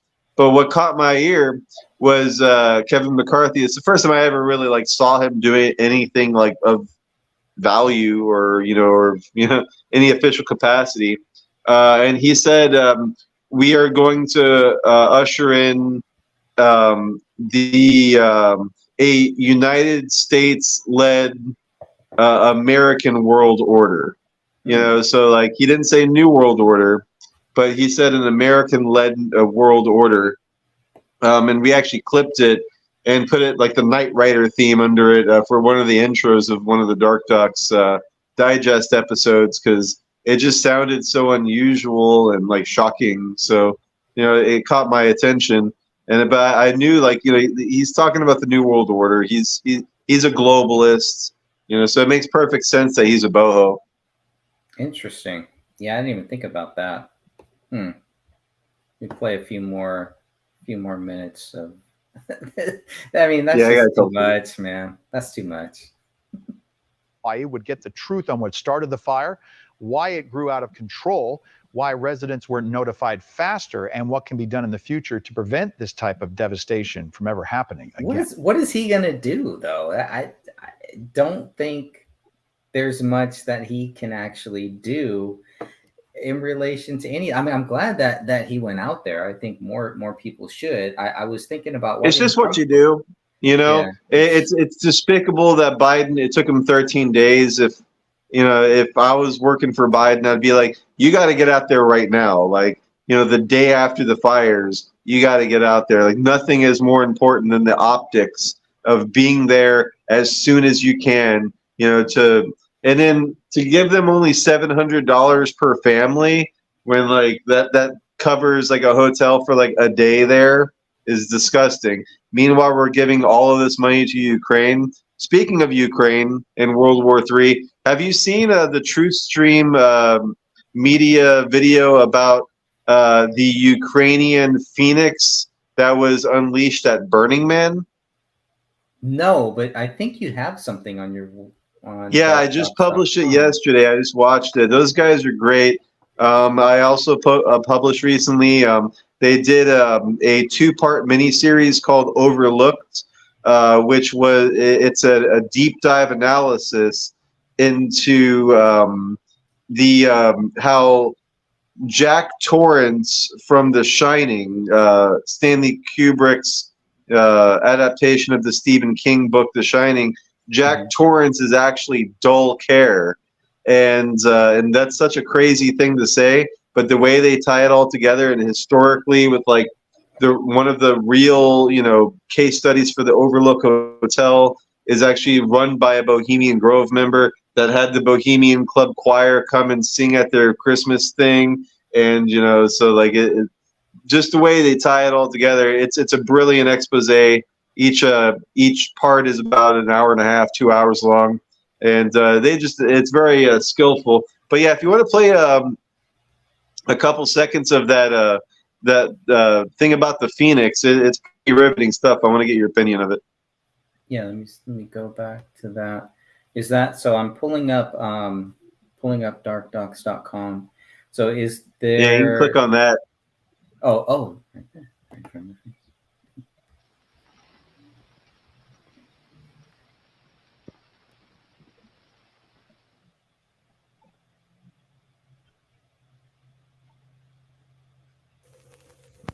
Hey, everybody. Hello, we're here. We're sort of here. So, August and September are typically thought of as harvest time. It's a time of year when many harvest festivals and rituals take place around, well, harvest. And in modern times for society, Burning Man is key among those. But this year, something really unprecedented occurred. The annual Burning Man festival in Nevada has turned into a dangerous mud bath this year. Torrential rains have turned the desert site into a swampland, and there's more rain in the forecast. Tens of thousands of fans are stranded here in Nevada's Black Rock Desert. People who came for the normally sun-soaked Burning Man festival, but extreme weather intervened. This video taken just a short time ago as the revelers were making their way out of the Black Rock Desert in Nevada. A storm dumped 2 or 3 months worth of rain in just 24 hours. I'll give you my first thoughts on this, and I'll keep playing this here. But yeah, this is God's will. Yeah, that's the first thing that I thought of, man. I mean, even to say Burning Man is just this, it's just I don't know. Yeah, Burning Man again, something that was founded in San Francisco, where they have and they have they make a big effigy of a man, and they all gather around in a circle to set this man on fire in a cleansing ritual. Nothing weird about that. I did see the Nicolas Cage movie. I was kind of watching it in the background, and like the Wicker Man, and I don't know where I was. I was at somewhere, and they were playing it, and I remember the final scene, like he gets burned, he dies basically, and it's like, okay, that's it, that's the movie.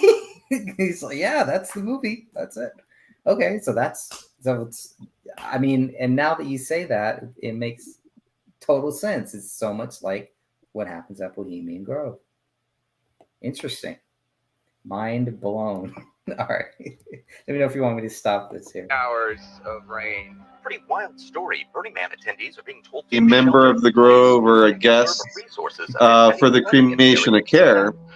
And then you have the public ritual that now you could be anybody, be a member of the public, and go to this thing and feel like you're a part of the public burning of the man. Where at the Bohemian Grove, they burn a child's, and then here they burn an adult man. But again, the concept of like building an effigy and setting it on fire as a part of a ritual. But yeah, go a little further because when it gets to the Ukraine stuff, that's when it gets really interesting. Okay. The mud off her shoes. Out of a state of emergency, everyone was asked to stay in their camps and ration food and water and not leave the premises. All traffic in and out is prohibited at this time. No driving is allowed besides emergency vehicles, adding that attendees should try to conserve food, water, and fuel. Headline events, disaster, calamity, predictable with a temporary city, tons of people, and basically one road in and out. And a weather forecast that everyone kind of had. Trapped in the mountains between an ancient riverbed. I mean, the place is apocalyptic on a good day. We went through there once. We filmed it for a future project, and yeah, we were there when there was nobody there, but it's weird, disorienting to be there just at all. So I can't imagine what it would be like in extreme weather conditions or at a time when 6 planets are in retrograde. But anyway, if you haven't heard about this, 2 to 3 months of rain fell in a matter of hours, turning the Black Rock Desert playa, which is normally a dry alkaline riverbed, into a muddy mess that left 70,000 people basically unable to get around at all, or barely at all. The properties of that dust, when it gets wet, turns it into a kind of sticky glop that cakes onto itself and builds upon itself. And the more people try to walk and get around in it, the more caked on it would get. Well, the narrative calls for extreme weather, and it's just been a year for extreme weather emergencies of all kinds. So this was one more of those things. Normally it's 90 to 100 degrees out there. The weather plunged down to the 60s and as low as 40s at night. The National Weather Service out of Reno referred to it as anomalously cold. We were pretty concerned about our friends who were there. Game of Gods, I can't even say it. Game of Gods author Carl Tykrab. We went up. Where's He lives in the- Canada. where's the We went and Ukraine visited stuff? him and did an interview with him. You know about where that is?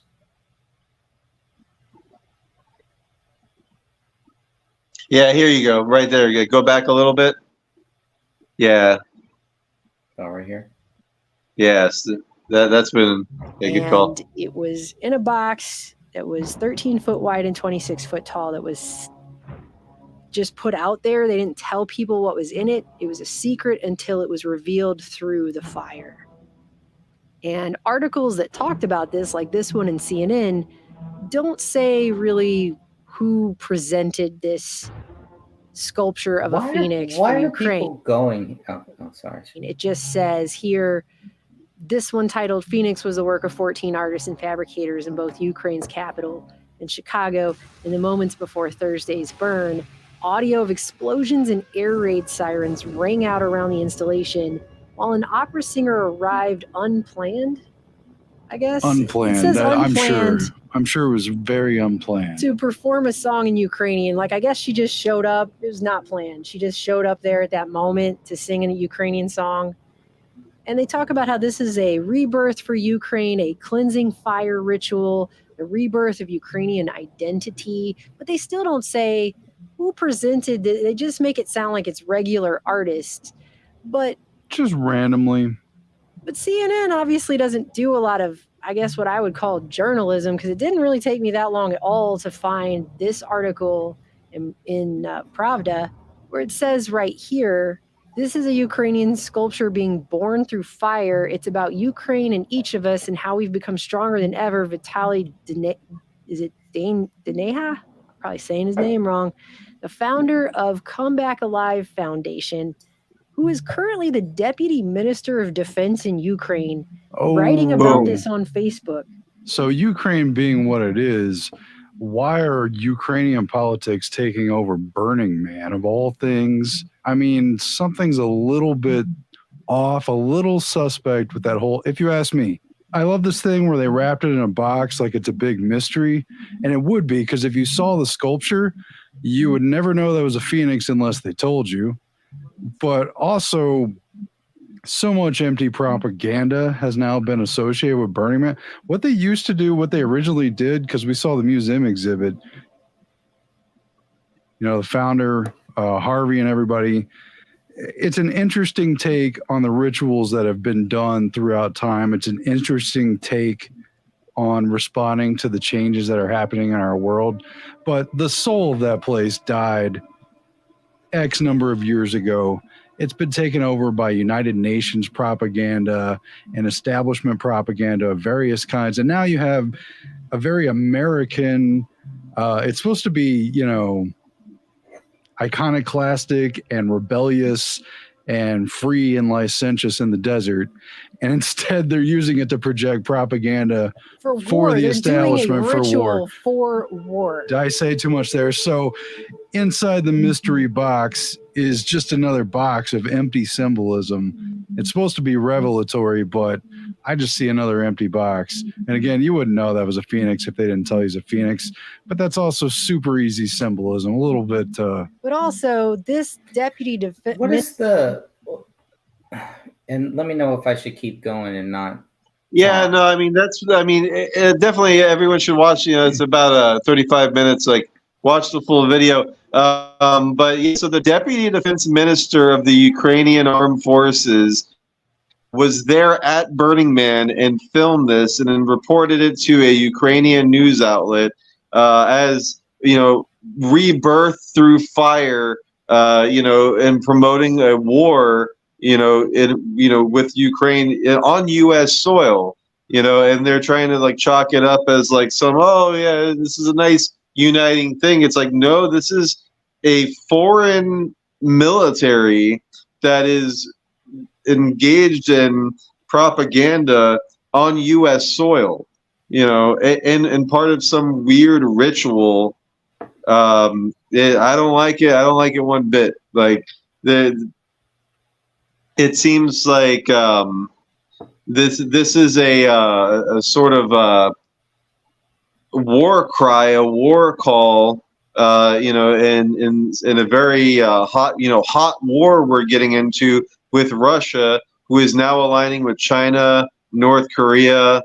We're really knocking on World War III's door, and things like this aren't helping. Yeah, for sure. For sure. I mean, just when you thought Burning Man was, bad and just weird, it got it got even weirder for me. Yeah, I've never understood. Yeah, and so the whole long story short with the video, right after they this Phoenix thing, the very next morning, that's when the rain started. So you have this like rebirth through Phoenix, this and that fire ritual, and now you have unprecedented water that is destroying the entire thing. A bunch of people leaving, people having a hard time leaving because of the mud and things like that. And so the actual Burning Man, the man and all of the stuff that was supposed to happen didn't happen, and they got delayed. And by the time like thousands of people already left, then they did the Burning Man thing. So this Ukrainian thing, doing this burn before everything at the very beginning, stole the thunder and pretty much replaced the entire Burning Man ceremony and ritual that people travel to see, which to me it's a lark, because I think things retarded. It's really sketchy. It seems like a bunch of rich people with $500,000 RVs drive out into the desert to do ayahuasca and and it's like some weird boomer rich people hippie thing that rubs me the wrong way in general. But again, like they co-opted even that thing for those people with this whole Ukraine, which is to me a slap in the face to the people in Maui, to the people, to the things that are homeless here in this country, to the United States citizens that are having a hard time buying eggs at the grocery store or putting gas in their car to go to work. And now that they're trying to push the lockdowns and all these things, it's like it's despicable to have this foreign nation that most people can't even point to on a map taking up all of our attention and pretty much overtaking and co-opting all of our national traditions, even ones as stupid as Burning Man. Yeah, I mean, there's very few things I would say are kind of weirder or just I don't understand than Burning Man. Hey, if people want to go and do that, that's fine. But for me, it's just also let's talk about all these people are like global warming, environment. Oh, we're killing the planet. Yeah, you know what kills the planet? Going to Home Depot and buying hundreds of thousands of dollars of like 2x4s and making all of these pallet structures. Making like a lot of people are on X and all the social media being like, yeah, like that's a good idea. We have a homeless problem, so let's build a temporary city in the fucking desert where you have to like bring in all of this stuff, build all this time and labor just to burn it. Just to burn it. That's right. All of these construction materials could have been used to build permanent structures for homeless people to live and thrive and maybe get a job and rise up. But no, we're going to go do drugs in the desert and set fire to a bunch of pallets. Yeah, I've never heard anything good coming out of the Burning Man, especially I remember years, it's like there's always some, I don't know, there's always some weird things, but I like how you say that. They do all this just to burn it down, and it's like a Hollywood set. They make these big, lustrous things, these awesome sets and everything, and then at the very end, all they do is they just trash it, they burn it down, they take it down, and that's it, and it's done, and they move on to the next thing. It's really crazy to me. The hypocrisy of like even people at Burning Man were like heckling and yelling at people that after the rains and everything were trying to leave because, oh, you're destroying the surface of the playa. Oh, you can't drive through that. It's damaging to the playa. But meanwhile, it's okay to, I mean, if you've ever seen photos of after Burning Man or any of these big festivals out in the middle of nowhere, there's, garbage bags and empty beer bottles and broken glass and syringes and condoms and, underwear like with shit all over them, diapers and yeah. It is. It's a big rave, and everyone's doing drugs and getting drunk and having orgies and doing all that. And then you can't say that you're an environmentalist and be a part of any of this unless you stick around and you pick up every single last bit of trash. And they do have rules that say like, oh, anything you bring in, you got to bring out. It's just like camping or whatever. But like, yeah, I've seen the photos after the aftermath of these things, especially if there's like a weather incident and, people are, just like freaking out and they run out of materials and they're just trying to get out of there. But yeah, so like people are like, giving people a hard time for driving on the wet playa. But they're happy to leave a bunch of smoldering burnt wood and, yeah, no, we don't talk about that. That's right. Stay quiet, Santa Claus. That's so creepy. Yeah, and there's some Burning Man art with the all-seeing eye and some skulls, and it's liberal. It's liberal. Yeah, it does seem very left-leaning kind of thing. And so when with the Ukraine in it, that doesn't seem too strange to me. I kind of expect that. Because that's the Deputy Ministry of Defense shot the video. How about that? Wow. There you go. And it's very, very strange. And isn't the left supposed to be anti-war? Well, aren't they supposed to be anti-war? Aren't they supposed to be anti-Nazi? Aren't those the ones that come out and say, let's go punch a Nazi? Yeah, that's another thing. Then you have the Azov battalion, like Boneface and stuff, Sig Heilin and speaking Ukrainian in my town in Altamont Springs, but like we're supposed to be anti-fascist. I mean, all of the double speak here. It's like, it's total cognitive dissonance. We care about the earth, but we're going to spend a bunch of money to buy a bunch of, cut down trees just to set on fire for fun. But we're environmentalists and we care about global warming and we care about the playa and we care about being Donald Trump's a Nazi, but we're going to support Nazi Ukrainians. That the Russians are anti-Nazi and fighting. Isn't that total crazy? Cognitive dissonance? Isn't that so crazy? So, speaking of that, what I want to do here, I don't want to go too much longer, but I do want to play this little clip and kind of get your thoughts on this. Okay. So I'm gonna We'll force you to watch 2 minutes of Donald Trump, if that's okay with you. No. And here's what he's talking about. Children are not for sale. All right, let's play this.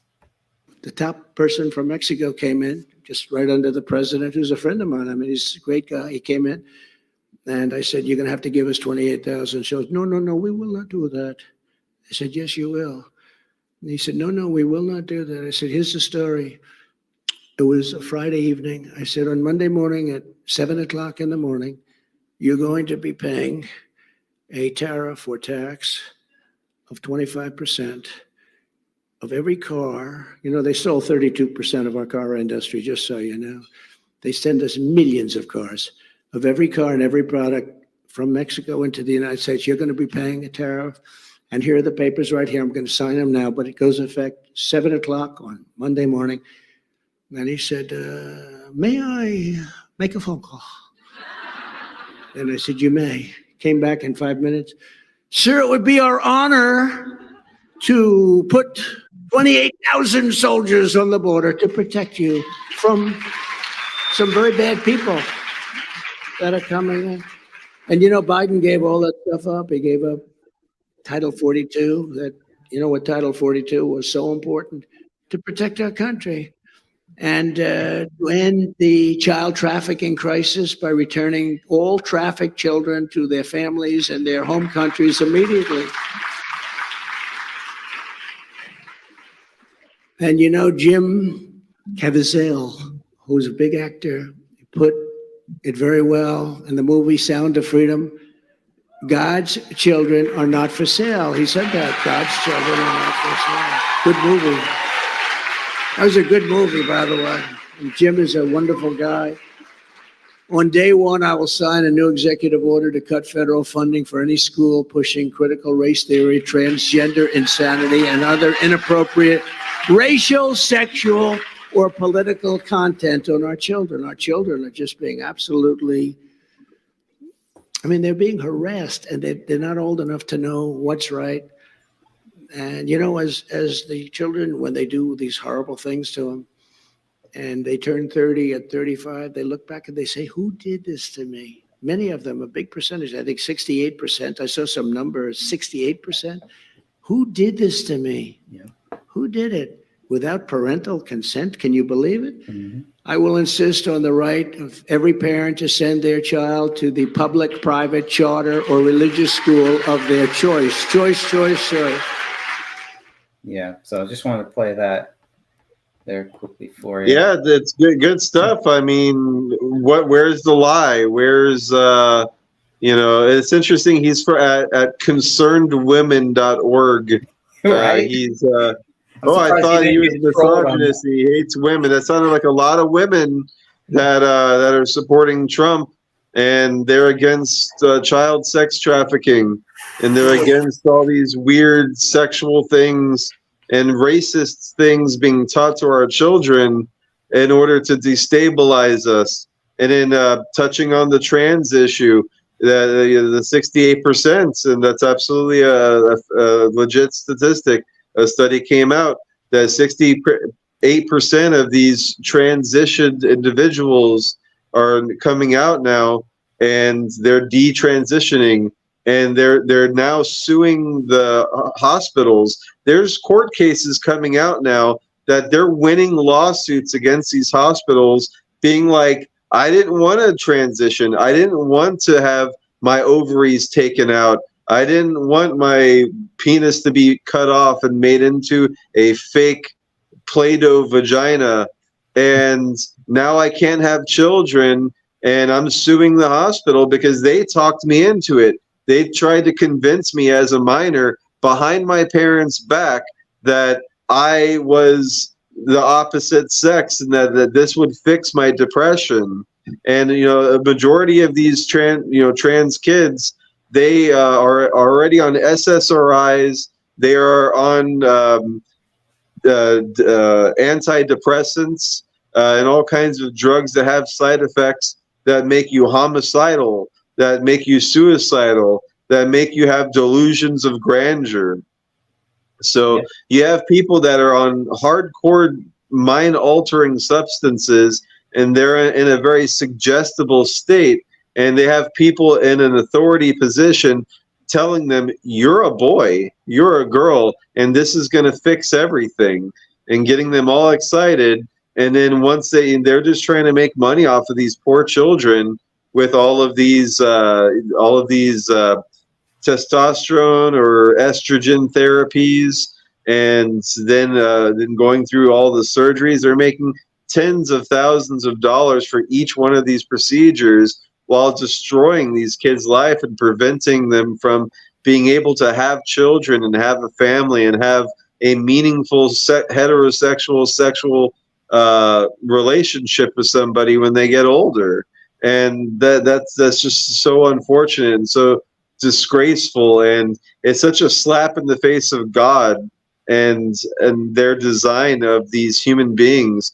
And that's what I've told everyone from the get-go. Like, I honestly believe all of you people that think that you might be trans or this or that, give it some time. If you're under the age of 18, give it some time. If you want to transition and you're over 18, you're an adult, you can make that choice. But wait, like, seriously, because again, these numbers don't lie. 68% are detransitioning, and they're mad as hell, and they feel that they've been lied to, they've been duped, and now they can't have children. You're gonna change your mind a bunch of times in your life. I didn't think I wanted kids when I was under 18, and then when I was 27, I had my first son, and it changed my life. And being a parent's such a wonderful thing. And they try to lie and, oh, it's going to ruin your life and you can't have a career. It's like, I have a career. I do all kinds of awesome things, and I'm a parent. And I'm so, like, my son's 13 now, and he's awesome. And he's waking up to all this stuff. And he's the kid in class that's showing people Alex Jones stuff and showing people Andrew Tate stuff. And he's well aware of everything that's going on in the world. And I could die today at 40, and he's going to continue on. They don't want you to be able to do that. They don't want you to be able to be replaced by your offspring, which are going to be smarter and faster and younger and have new, fresh ideas on how to solve these problems. Please have kids. It's awesome. We need it. You're totally right, brother. You're totally right on that, on all of that. And that's one of the things when these kids look back and say, like what Trump said, who did this to me? Right? They're going to look at their parents and say, were my parents okay with this? And right. Unfortunately, some of us know parents that are okay with this, that are okay. Yes. Stuff. At least, hey, if you want to identify as whatever, because they love their kids. They want, these are their children here. So I get that. Man, you got to. Yeah. Actually, let's play one last clip, if you don't mind, on this topic. Look up on Dark Doc's Struggle Bus. Okay. It was posted a couple days ago. It might even be on the top slider still. If not, it's just a couple down on the homepage. Let me see. Because this is one of these lefty parents that's trying to virtue signal this stuff with their trans child, and you can just look at the kid's face. It's heartbreaking. Oh, I look at that. Yeah, here we go. Mother's face right there. That's the mother. Oh boy. Yeah, it's a short clip. Okay. Marshall, do you want to do a week 4 on testosterone, boys?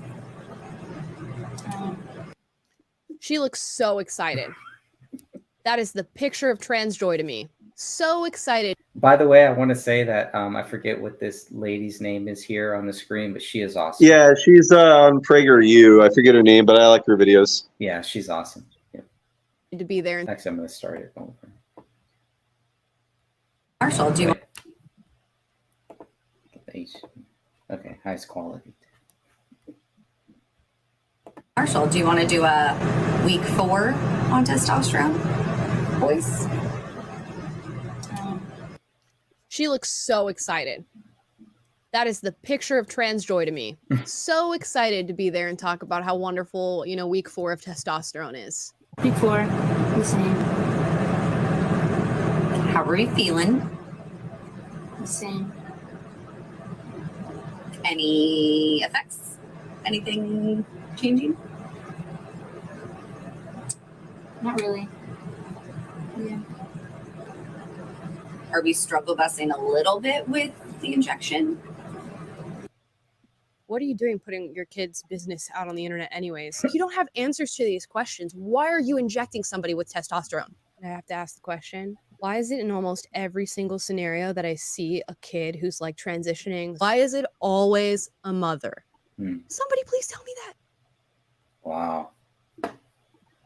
Yeah, so there's a lot to unpack there, where you have this mother that's clearly the one who came up with the idea to make this video, that you can clearly see that the child is begrudgingly doing and on the verge of tears, and just, and then the mom's like, okay, well, anything you want to say? Are you struggle busting with the injections of testosterone? Which, first of all, I've never heard struggle bus or struggle busting as a verb, but like that just made my skin crawl, because it's like, it's a cute way of saying, you don't like this, you're having a problem.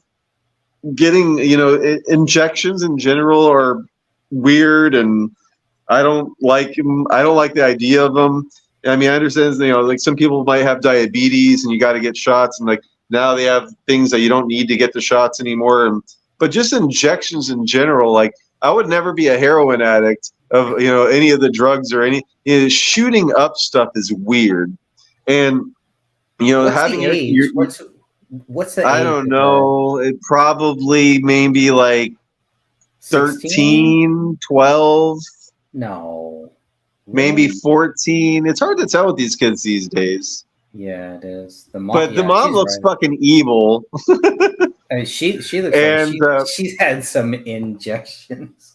Yeah. And yeah, this is like her idea, not just to do the video, but I have a feeling her idea to do the whole transition. Oh, this will be great. I'll have a trans kid that I can show up online, so that way I can get, likes and dopamine on social media, and look how progressive I am. This is the new Louis Vuitton handbag for the liberal woman, to have a trans child and then parade them on social media.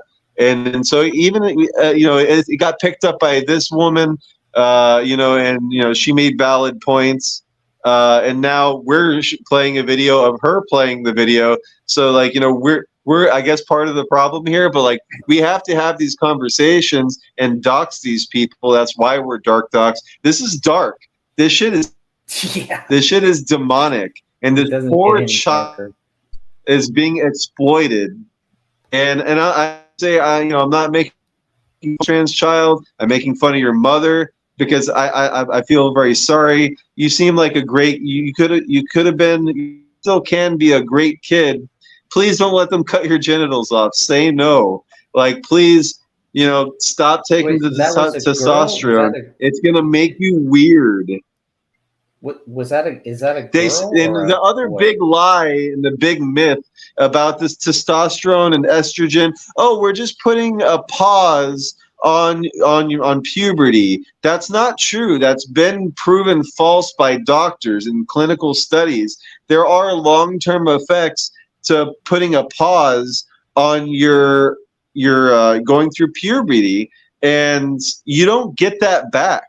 So if you keep taking testosterone and you're a female, or you're taking estrogen and you're a male, you're going to grow up to not be a boy or a girl. You're going to be this weird something between. You're going to be a dude with a high voice and breasts and weird curves where like men's cuts of clothing aren't going to fit you right. And you're always going to be this weird middle sex androgynous. If you're a woman and you're taking testosterone, your voice is going to drop, and you're going to be a bit masculine, but you're not going to look like a guy. You're going to look like this weird Rachel Maddow version of a guy that is not going to be attractive to anybody. I mean, I'm sorry. Don't do this to yourselves. I can assure you, whatever God gave you, without any of this medical intervention is going to be way more attractive to the same sex or the opposite sex when you get older. Just like write it out. You know, God knows better than, hey, Mendo, God knows better than these weird leftist, eugenicist, depopulationist, globalist, leftist doctors. Hey, I just want to point out that that lady does not have a ring on her finger. So guys, she is available. She's available. Oh man. I feel like if you're a guy and she dates you, she's going to be like, you know, you're really a woman and I'm really a lesbian. You should cut your dick off and we can, you know, scissor each other. So, Christian, did the child start out as a boy or a girl? I'm thinking by the looks of it, this is a young woman. Okay. That is taking testosterone to become a man. Okay. Okay. Right? Because like if it was born a boy and they were taking testosterone, they would get all jacked up, you know? Whereas, you know, they have a boy's haircut now. They're wearing a hoodie, which is the uniform of like the trans female to male. And there's no father in the picture, it sounds like. And there's no father. Yeah, and that's one of my worries is this is kind of the mom getting back at the dad. Obviously, I don't know anything about any of this, and this is just one of so many cases that people will never hear about. You may know about it. You may have something. You may have some family, some friends that are going through something similar like that. Oh, yeah. But this is We've had in Orlando, there's a lot of gay and trans kids in Orlando in the punk rock scene. In fact, the center is like their like local where like it's a safe space for LGBTQIA+PK plus individuals to go and get consultations for testosterone or estrogen or sex change surgeries. And it's literally one block away from Uncle Lou's that got spray painted and egged by Antifa because we were trying to play there, and we've been playing there for years. Right next to that is Grumpy's, which is run by Amanda, a lesbian that I know, and she's looking at me like I'm a ghost now too, because these people they don't have the balls to talk to you and you know and like let you defend yourself. They just see it's on the internet, it's true. And then you got Will's Pub, which, you know, they have a rainbow on their door and they're like anti-homophobic, anti-racist, anti-this, pro-Black Lives Matter, all this stuff. So it's like this whole like leftist thing has really infiltrated the, you know, the counterculture. What's weird is like I'm 40 now. And when I was a teenager, being punk rock meant that you were anti-establishment. It meant that you were against corruption in government. You were against corrupt law enforcement. You were against, you know, going to war. Anti-Flag had a new kind of army where like punk rockers like had an upside down flag and they were anti-war. They were anti-Bush and the Iraq war and all that stuff. All good stuff. Now, then we had Obama.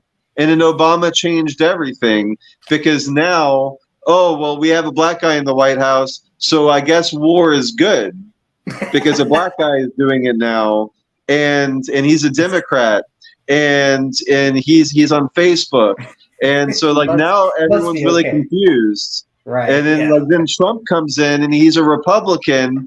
But he's anti-war. He is the only American president that hasn't started a new war. And then even when like Russia shot down some of our drones and stuff, we were like, oh, you know, there was no casualties. We'll let it slide. Just don't let it happen again. Okay, sorry. You know, it's like we could have started shit over that, and Trump wouldn't do it. But yet he's a racist, and he's a misogynist, and he's transphobic. And he makes fun of handicapped people and all these things. So that's what happens over the past couple of years to the point now where now punk rock is being trans, and it's being against heterosexuality and cisgender people, and we're all homophobic, but it's funny because that works with some people. So we had like trans people that were like coming to my house parties and stuff. When I had Coffin's print shop and we were open to the public, we were having these big shows, and I don't want to name them, but I had this one trans person. They were a big fan of Sacred Owls, and they would come to every single show. And then I remember one night they came to me crying, and they were like, this was a young man that was transitioning to be a young woman, and they were only 17 when they were coming to our house and to the parties and stuff. And me and Ariel kind of took this individual like under our wing and made sure that because we had people drinking and smoking weed and stuff, and we had to make sure this person's 17, don't be doing that shit at our house. It's not a good look for anybody and whatever. So we were kind of like the punk rock parents for some of these lost youths, and they came crying to me one day being like, I don't know why everyone hates you and why everyone thinks that. And I'm like, I expected this. I saw this coming, because I'm conservative, but I'm a punk rocker, so Michael Graves, the lead singer of the Misfits after Glenn Danzig during the 90s, he started conservative punk as a response to Fat Mike from NoFX's Punk Voter, which was backed by, what were they called? Vote Blue. Vote Blue was giving money to Punk Voter and Fat Records and NoFX. And that's when they started promoting Planned Parenthood. That's when Fat Mike started wearing a dress. That's when, so you can see how all this stuff unfolded. They were getting these corporate sponsorships from Planned Parenthood in order to promote this, hey, it's punk rock to be queer. It's queer to be punk rock, kind of thing. And then calling Michael Graves a white supremacist for being a conservative punk rocker and going on InfoWars, which has openly been anti-Nazi since the beginning. You can watch anything from Alex Jones over the years, and he's like, I'm tired of all these Nazis. I'm tired of being called, far right wing. Yeah, we have conservative values, but they don't like us and we don't like them. So in the same way, you have people that claim to be Antifa or Black Lives Matter, but then they disavow the black bloc from burning down police stations and flipping cop cars. So it's the same thing on both sides, where we have the InfoWars, free speech. This is an information war. We're law-abiding citizens. We're just trying to keep our rights. We don't like Nazis. It's the same thing on the left, with them being like, look, we don't like Biden. We don't like the New World Order. We don't like the Bohemian Club. We don't think all Republicans are Nazis, and we don't like the far left and terrorists. But a lot of them just don't believe it. They don't believe that, the people burning down police stations, they think that the feds, they don't think it's grassroots. They're like, that's not Antifa. Antifa isn't doing that. That's not what Antifa is about. But it's like, well, they're flying your flag, just like you had people on January 6th wearing MAGA hats and doing crimes. And we're all like, they're not with us. Even you, when you were at the gates of the Bohemian Grove back in 2012, and that guy started yelling and spitting on the cops, and you're like, we're not with them. We're always going to have these radicals that are going to try to make everyone look bad there. And those are the ones you have to put the camera on those guys and look into them after the event, look into their social media. Who do they work for? What kind of stuff are they posting on social media? So it's a lot harder nowadays to be, as anonymous and be a agent provocateur for these intelligence psyop, psychological operations. And I think that's why the masks were so in play and continue to be in play, and they're bringing it back. Oh, there's a new variant. So now you're going to have a lot more people wearing masks again. It's already happening even here in Florida, that you have a bunch of people, that are now starting to wear these masks again. that's when the criminals can get away with stuff because everyone's wearing a mask, so you don't know who it was. You couldn't see their face. So I'm saying at this point, if you see someone breaking a law and they're wearing a mask, turn your camera on and rip their mask right the fuck off their face and get their face on camera, because we're not playing that shit now. You're not going to hide behind your little masks while you're doing election fraud, while you're burning down shit, while you're tearing down statues. We're going to rip your masks off of your face. And let's see if you're going to try to say oh, it's assault to pull a mask off of someone's face. Well, it's also illegal what they're doing with a mask on. Yes, and here in Florida, we had the bandit laws. You're not even allowed to wear masks. They haven't overturned the bandit laws. So technically, any mask mandates are in violation of the Florida bandit law. Yeah, well, I mean, if you have a mask on and you're starting trouble, and if I take off that mask, you have to charge me. So that means I have to be able to stand in front of my accuser, and at that point, you ain't gonna have a mask on. I'm gonna know exactly who you are, and that's when they usually I'm happy to take those charges. You can give me a misdemeanor for assault for pulling someone's mask off of their face. I'm happy to charges, and as long as I can get that person's face now, and now we know who they are, and we've exposed them, we've doxed them. We have to expose these people. We have to shed light on the darkness. These people operate in the shadows. They hide their identity. They're wearing masks because they're bad guys. Yeah, and when you see the picture, a lot of them come out in Portland for some reason. They have the whole mugshots of who all these Antifa people are, and you look at them and these people are just not. These people that really, they need help, and they're wearing those masks. They want the attention. They want to feel like they're a part of something, which I can understand that. As a Christian. Yeah, but they're such cowards that they can't show their face. And same go for the Nazis. Those guys that were in Altamont Springs, the only ones you could see their face was the main guy who looks like, one of the boss characters from Resident Evil 4, the ginger with the goatee, and he's wearing the vampire red button-up shirt with the medallion, And then you have Bone-Faced, who has the tattoos all over his face. And then you have that one other ginger guy with the glasses on. He's like the thinking man's Nazi. And he's being very polite with everybody. And then you have all of these, Teenage Mutant Ninja Turtle Shredder foot soldiers, with all the masks and the glasses on. Same goes for those guys. I don't want that shit. We need to enforce the bandit law. And law enforcement, if you see a bunch of people wearing masks doing a protest, I think, in my personal opinion, I'm sure some people might disagree with this. If you're exercising your First Amendment in order to have a really radical message, you got to show your face. That's why I've never worn a mask. I've never hidden my face, any of that, because I'm not embarrassed. I'm not ashamed.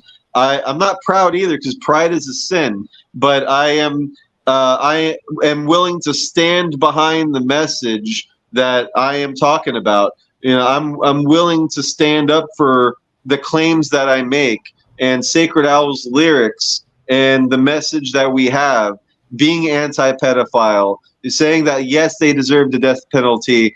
And we need to send a strong message to human traffickers and pedophiles, sexual abusers, rapists, all these people. You need the death penalty, okay? There is no rehabilitation. The moment you take a child's innocence, you deserve to die. You do not deserve to breathe air anymore. And I'm happy to show my face and say, I am Christian Coffins and I approve that message. Because if you are standing up for something and you're wearing a mask, you're not standing up for it. You're being an anonymous NPC in real life, and you're just a faceless foot soldier. And I see you no different than any other terrorist that's in any other terrorist beheading video from Hezbollah or Al Qaeda or any of these other terrorist organizations. So whether you're left, right, or something else, if you're wearing a mask, you're on our radar. You're a bad guy. You know, we good guys, you get to see our faces. Right. And I want to finish this off here very soon, but I wanted to kind of give you, I got a few clips here that I could play. I want to see which one, which would you like me to play here, Christian?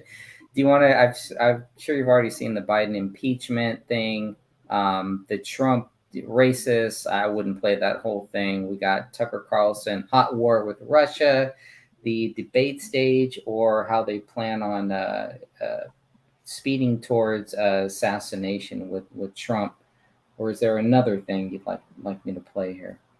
I'd say let's play the Trump 2024 racist one, because that's what's his name from the Proud Boys in that one, right? Yes, sir. Yes, it is. Yeah, we actually have an exclusive interview from 2 years ago on darkdocs.com. Enrique, I met him in person with my son. Very nice guy here in Sanford, Florida.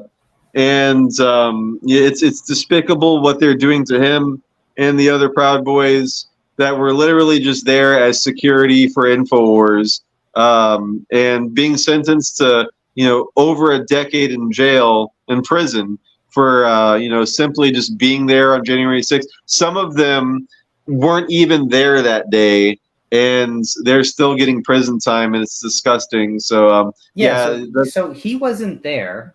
He was not there that day.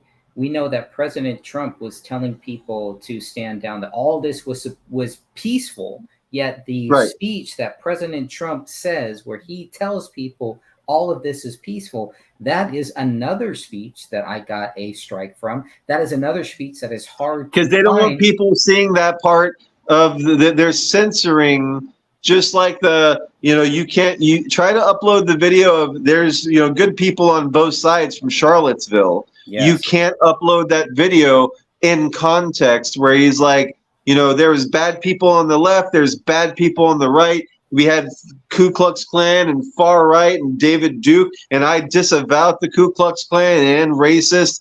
You can't play Trump saying that, which is the full part of there's great people on both sides speech. So it's like they selectively edit things out of context in order for their message that, oh, he's a racist, or oh, he thinks that that these Nazis are just as good or bad as like the Antifa, the radical left, but he's really being pretty unbiased and fair to say that he's right. There are good people on both sides. There's good people on the right.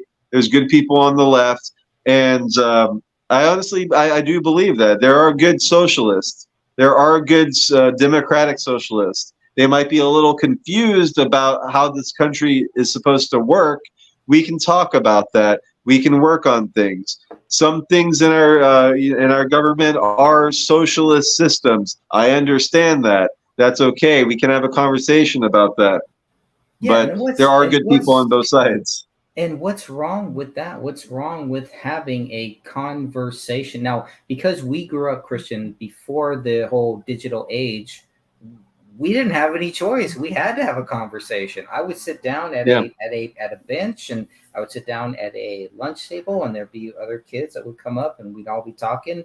They'd be talking about things. Hey, if I didn't want to hear it, guess what? I'd get up and I'd walk out because I didn't want to hear it. I didn't have to chastise them for what they were saying. And for me in this social, in the digital age, that's how I block people. If people are talking about stuff that I don't want to hear about, that I don't want to talk about because it makes me spiritually angry, it makes me spiritually mad, if it does something bad to me, I'm going to block that person because there's nothing that I can do to help them. And there's nothing that they can do to help me. And it's just going to make things worse. All I'm going to do is drive them further away from God, drive them further away from Jesus Christ. I don't want to do that, man. I don't want to be responsible for that because I take that seriously. At the same time, I don't want to get into a confrontation with people. My early childhood was very confrontational. and I grew up with, a lot of fighting, and I don't want to be like that. I don't want to live like that. And people, we should Greg not grew up have on the to live streets. Oakland, California, with athletic. No, but I mean, the whole thing is that, and that's what I love about hearing RFK Jr. Talking about bringing people together. And if anybody has the time and the patience to go and listen to Trump's speech after he won in 2016, it's all about bringing people together.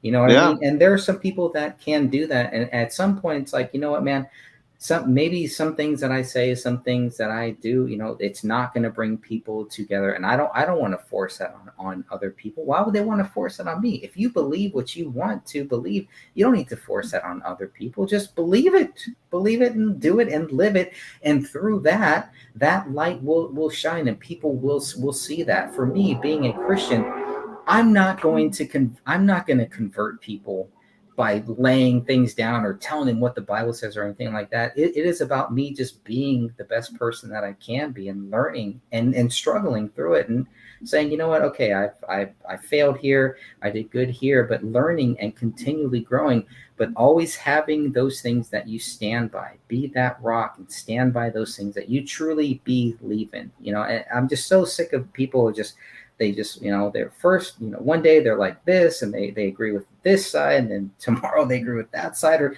I want to agree with everybody.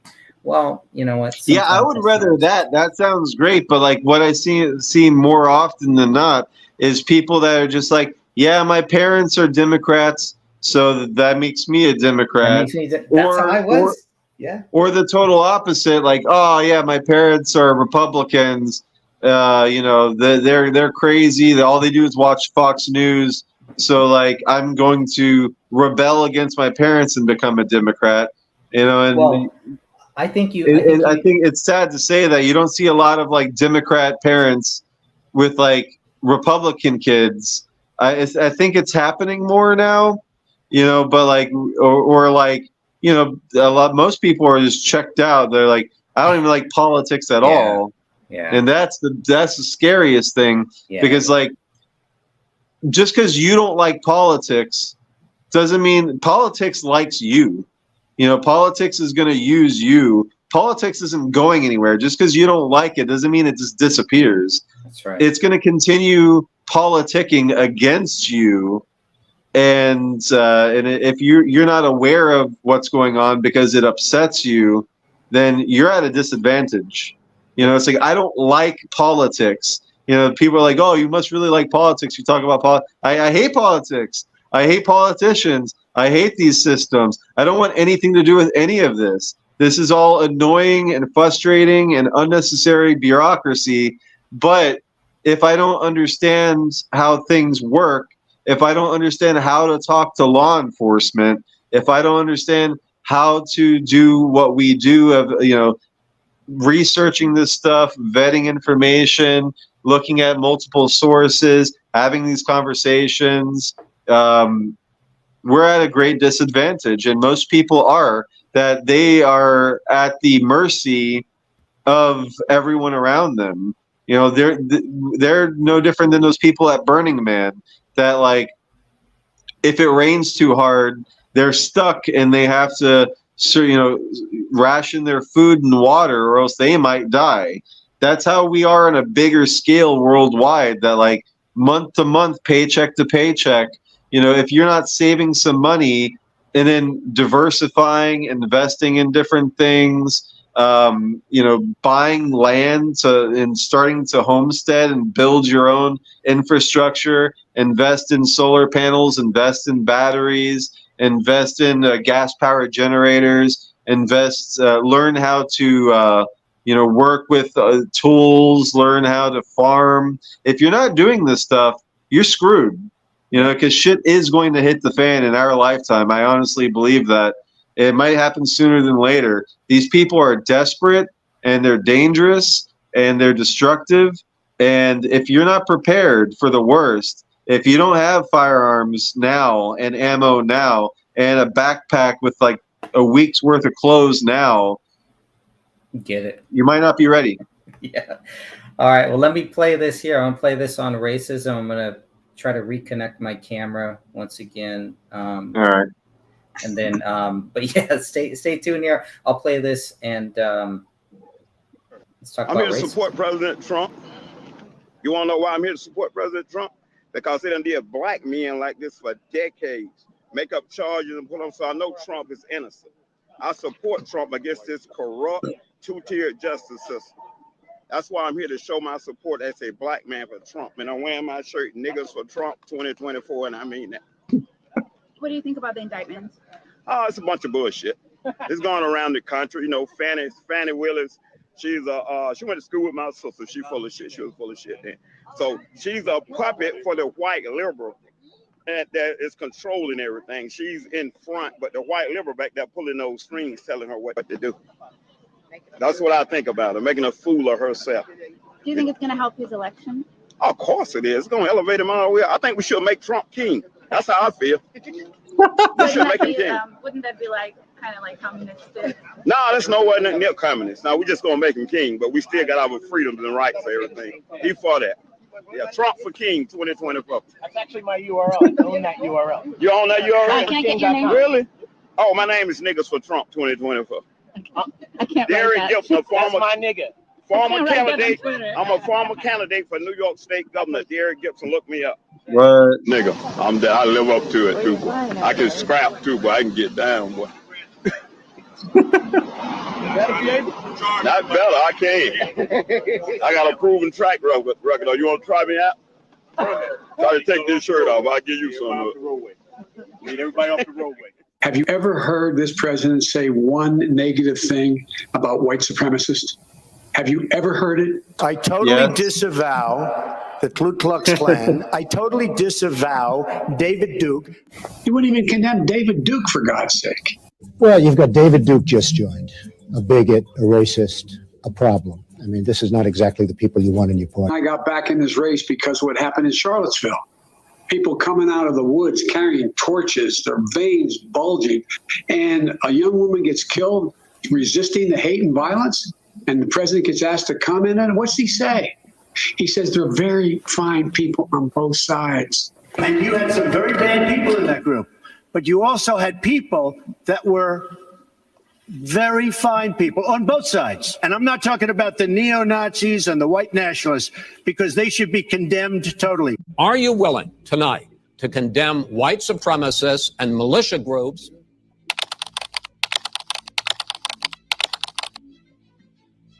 Neo-Nazis and the white nationalists, because they should be condemned totally. Racism is evil, including the KKK, neo-Nazis, white supremacists. Condemn the evil of anti-Semitism and hate.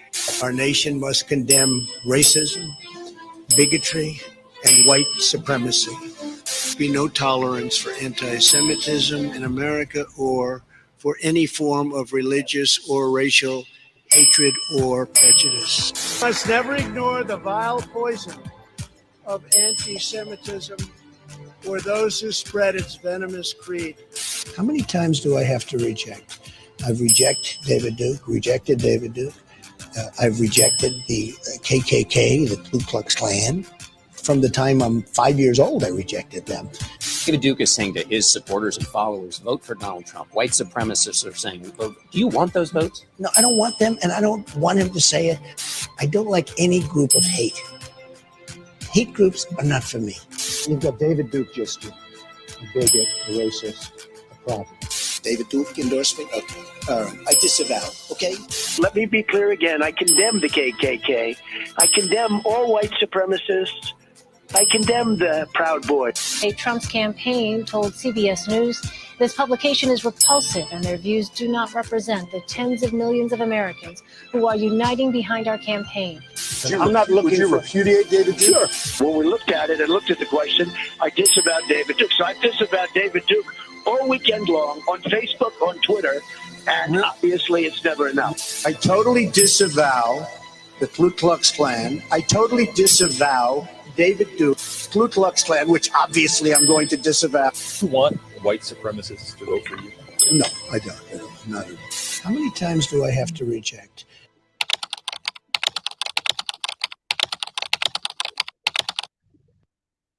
Love for America requires love for all of its people. When we open our hearts to patriotism, there is no room for prejudice, no place for bigotry, and no tolerance for hate. You have repeatedly criticized the vice president for not specifically calling out Antifa and other left-wing That's right. extremist groups. But are you willing tonight to condemn white supremacists and militia groups and to say that they need to stand down and not add to the violence in a number of these cities, as we saw in Kenosha and as we've seen in Portland? Sure, are you I'm willing prepared to to do that, specifically but do it? Well, go ahead, sir. I would say almost everything I see is from the left wing, not from the right wing. So what are you saying? I'm willing to do anything. I want to see peace. Then do it, sir. Say it. Do it. Say it. He said it many times. We're talking about a guy, Joe Biden, who was with I think his name is Robert Byrd, I think, who was he's a KKK Grand Master. They're not. Chris Wallace is not bringing that up. You want to call him? And the Ku Klux Klan was founded by the Democrat Party. Right. You know, the Ku Klux Klan was the Democrats. They try to, say the parties flipped, but no. I mean, you have Albert Pike, the founder of the Ku Klux Klan, who is a Freemason. He's in all the Freemason temples that you go into. You got Albert Pike there, and he's the founder of the Ku Klux Klan, and he's a Democrat. Nothing has changed. The Democrats are the ones pushing racism and racial division, and they just continue to use the straw man of trying to say, oh, yeah, Trump, you never disavowed David Duke and the Ku Klux Klan, and you just played the video. There's so many supercuts of him saying that from the past 20 years. Yeah. And how many times do you have to say, I feel like I'm going to be going through a similar thing. No matter how many times I put a swastika buster on my website, or if we make merchandise with the swastika buster, or no matter how many times I say we're anti-fascist, we have a lot of artwork over the years that show, like, I would take World War II propaganda for some of our posters, where it shows like women, dressed up like soldiers and stuff, and kicking the shit out of Nazis, and I would change the swastikas into the Bohemian Owls to show that it's the same thing. It's the same people. And also, another thing about the Nazis is that part of the Nuremberg trials that we had after World War II, where we hung and we killed Nazis that were involved, as long as they weren't smart enough to come into our Operation Paperclip program and all that stuff.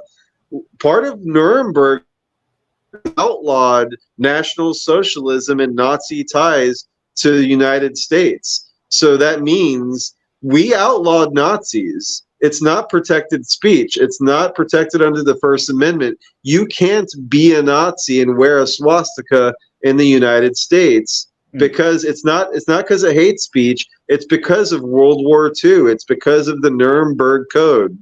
That it goes further than coercing people into, taking vaccines or anything like that. That's just a part of it. We outlawed Nazis. So all of these people are in violation of the Nuremberg Code. Yep. We can't have Nazis. Well, I think it's illegal. I think the point is pretty much made on that. I mean, there's still another 10 minutes or so, but why are they allowed? Why are these people allowed to go around and Heil Hitler and put up their arms and say Heils and wear swastikas? Why is law enforcement not doing anything about it? Why are they saying it's protected speech now?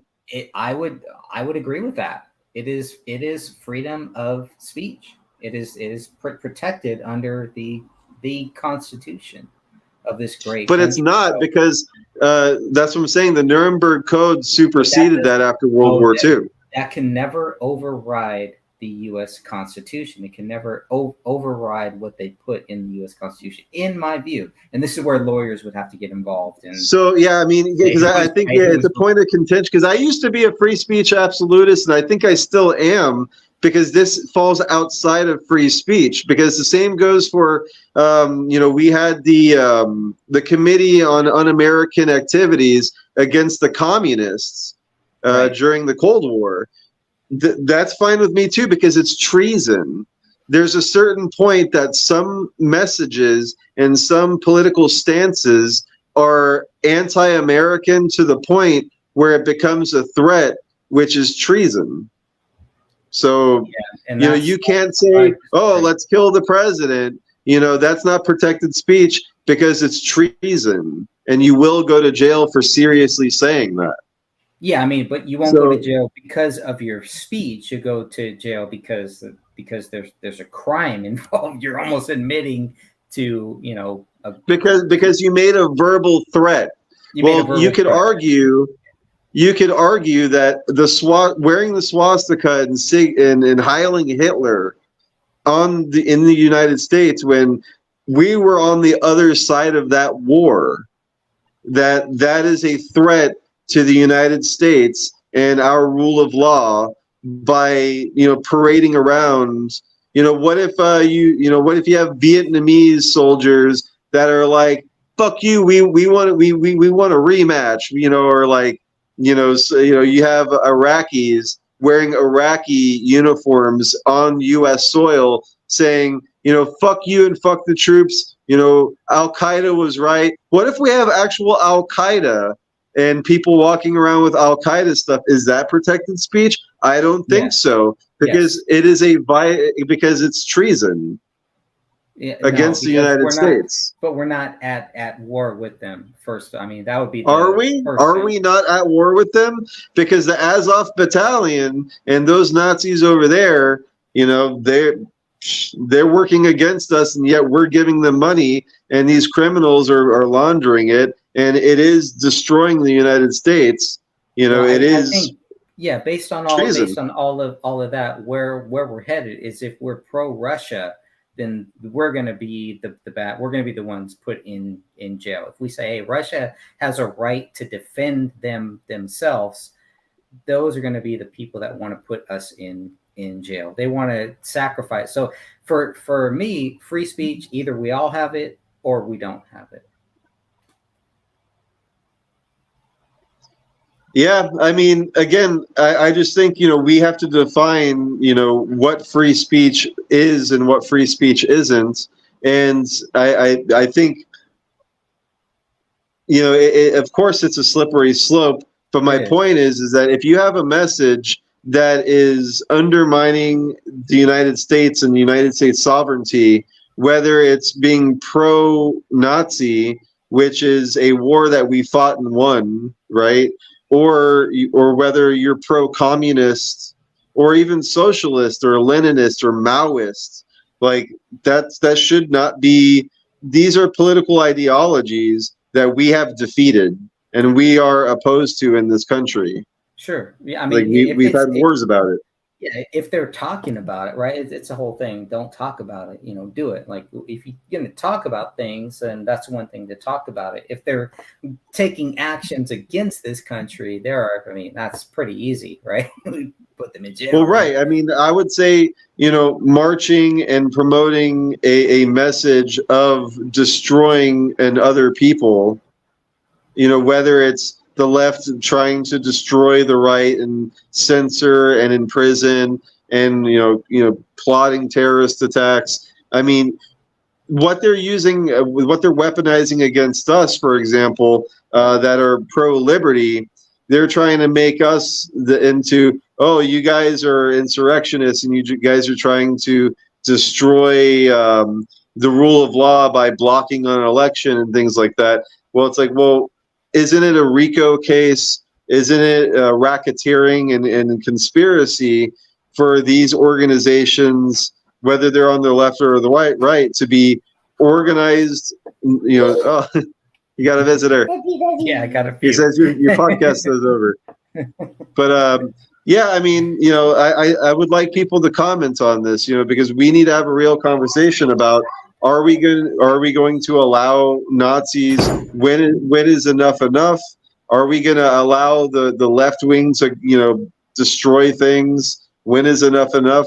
I mean, we have these cities that are burnt down. We have a drug epidemic. We have a homeless epidemic, all because of these Democrat policies that are failed, and they're destroying our cities in the United States. And now you've pushed the far right, so far right, and that now they're showing up, and then that's only going to radicalize the left and the right more, creating more of a divide. And isn't that destructive to our country? And if it is destructive to our country, at what point is it not harmless free speech, and is it actually causing harm to the people? Yep. So let us know what you think. Yeah, for sure.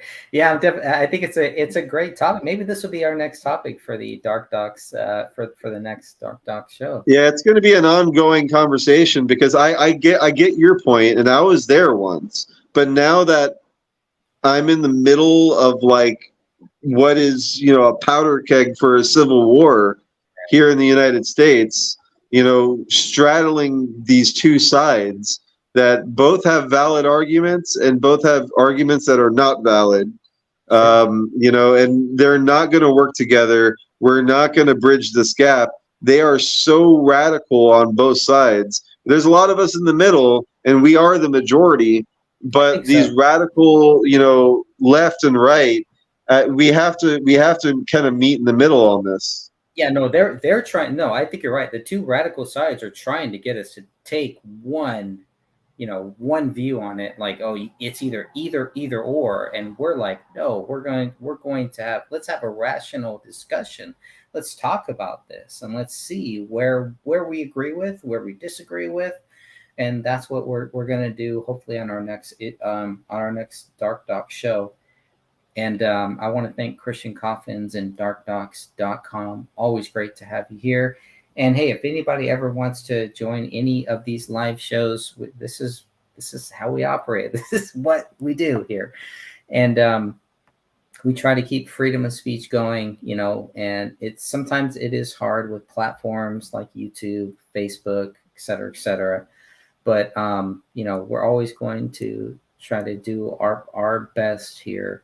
And we believe in this great country. I believe in this great world. I believe in God. The 10 Commandments here.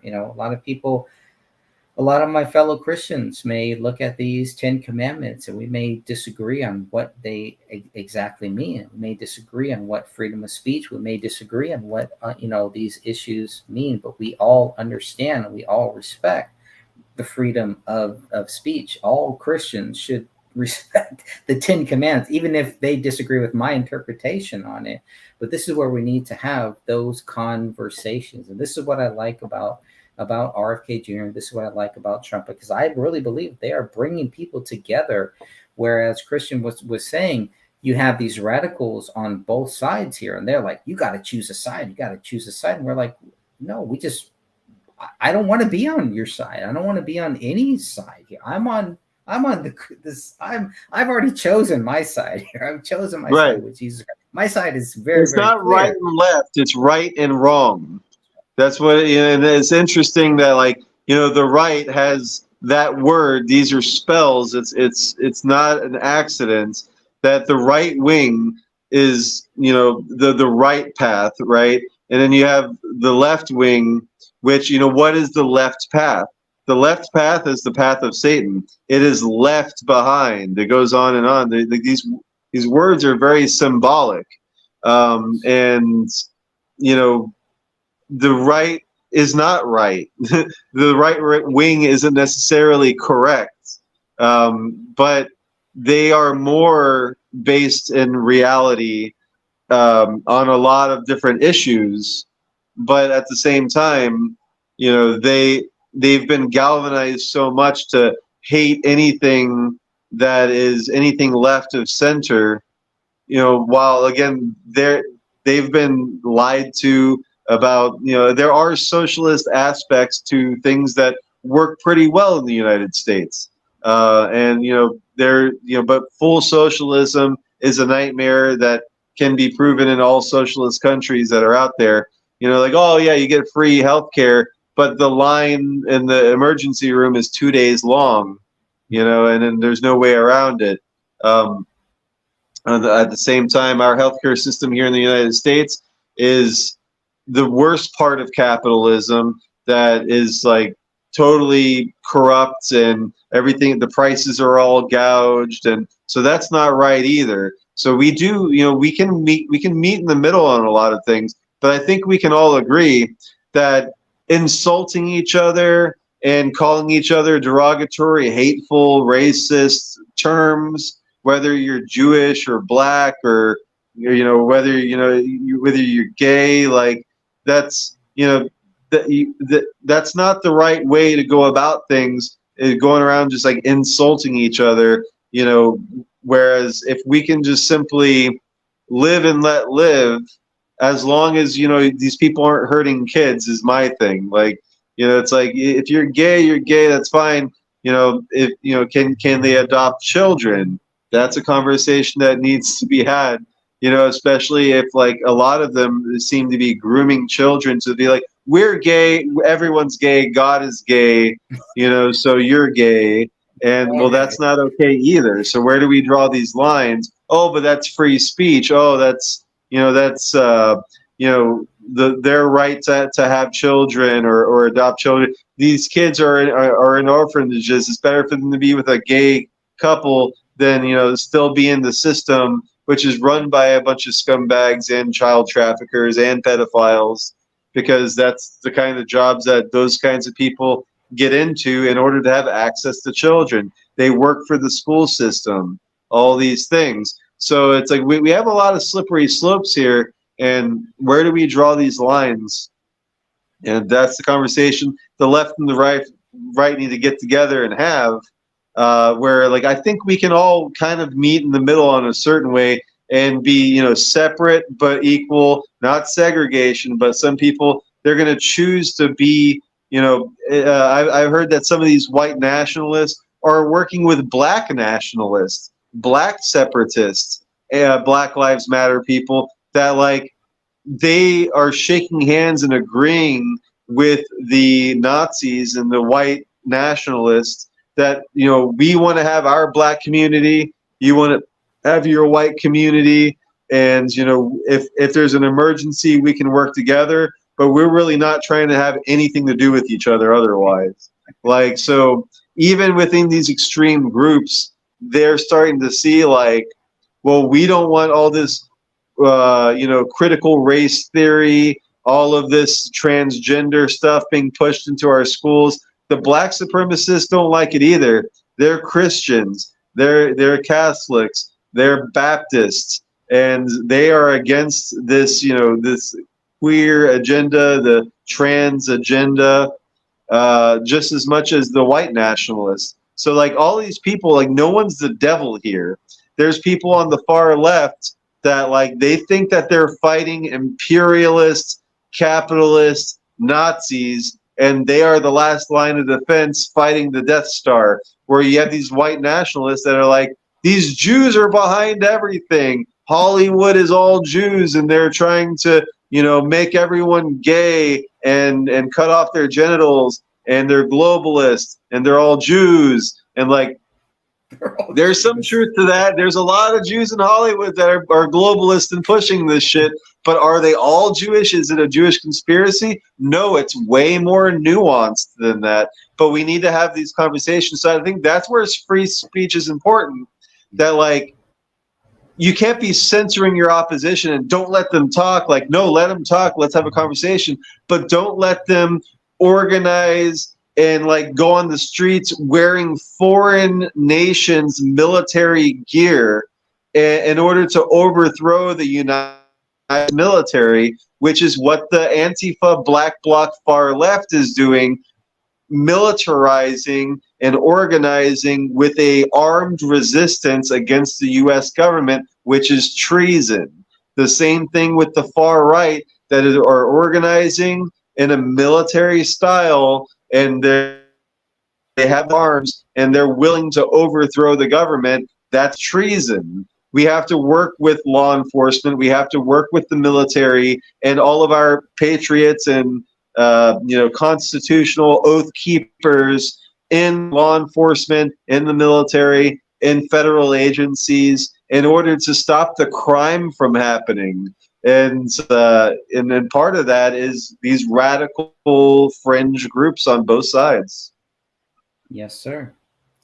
Well, thank you very They're much, only my friend. 1% of us anyway. I mean, we can just crack down on them and put them behind bars, scare the rest of the ones wearing masks to be normies again. And, if you're a Nazi, keep that shit to yourself. If you're a commie, keep that shit to yourself, because it's treason.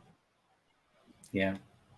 All right, my friend. Well, hey, thank you very much. I appreciate you joining me here, especially Always on a such pleasure. late notice. And I know we're going to do another Dark Docs show here, darkdocs.com. Please make sure to go there, and you will see a lot of great content that Christian has done.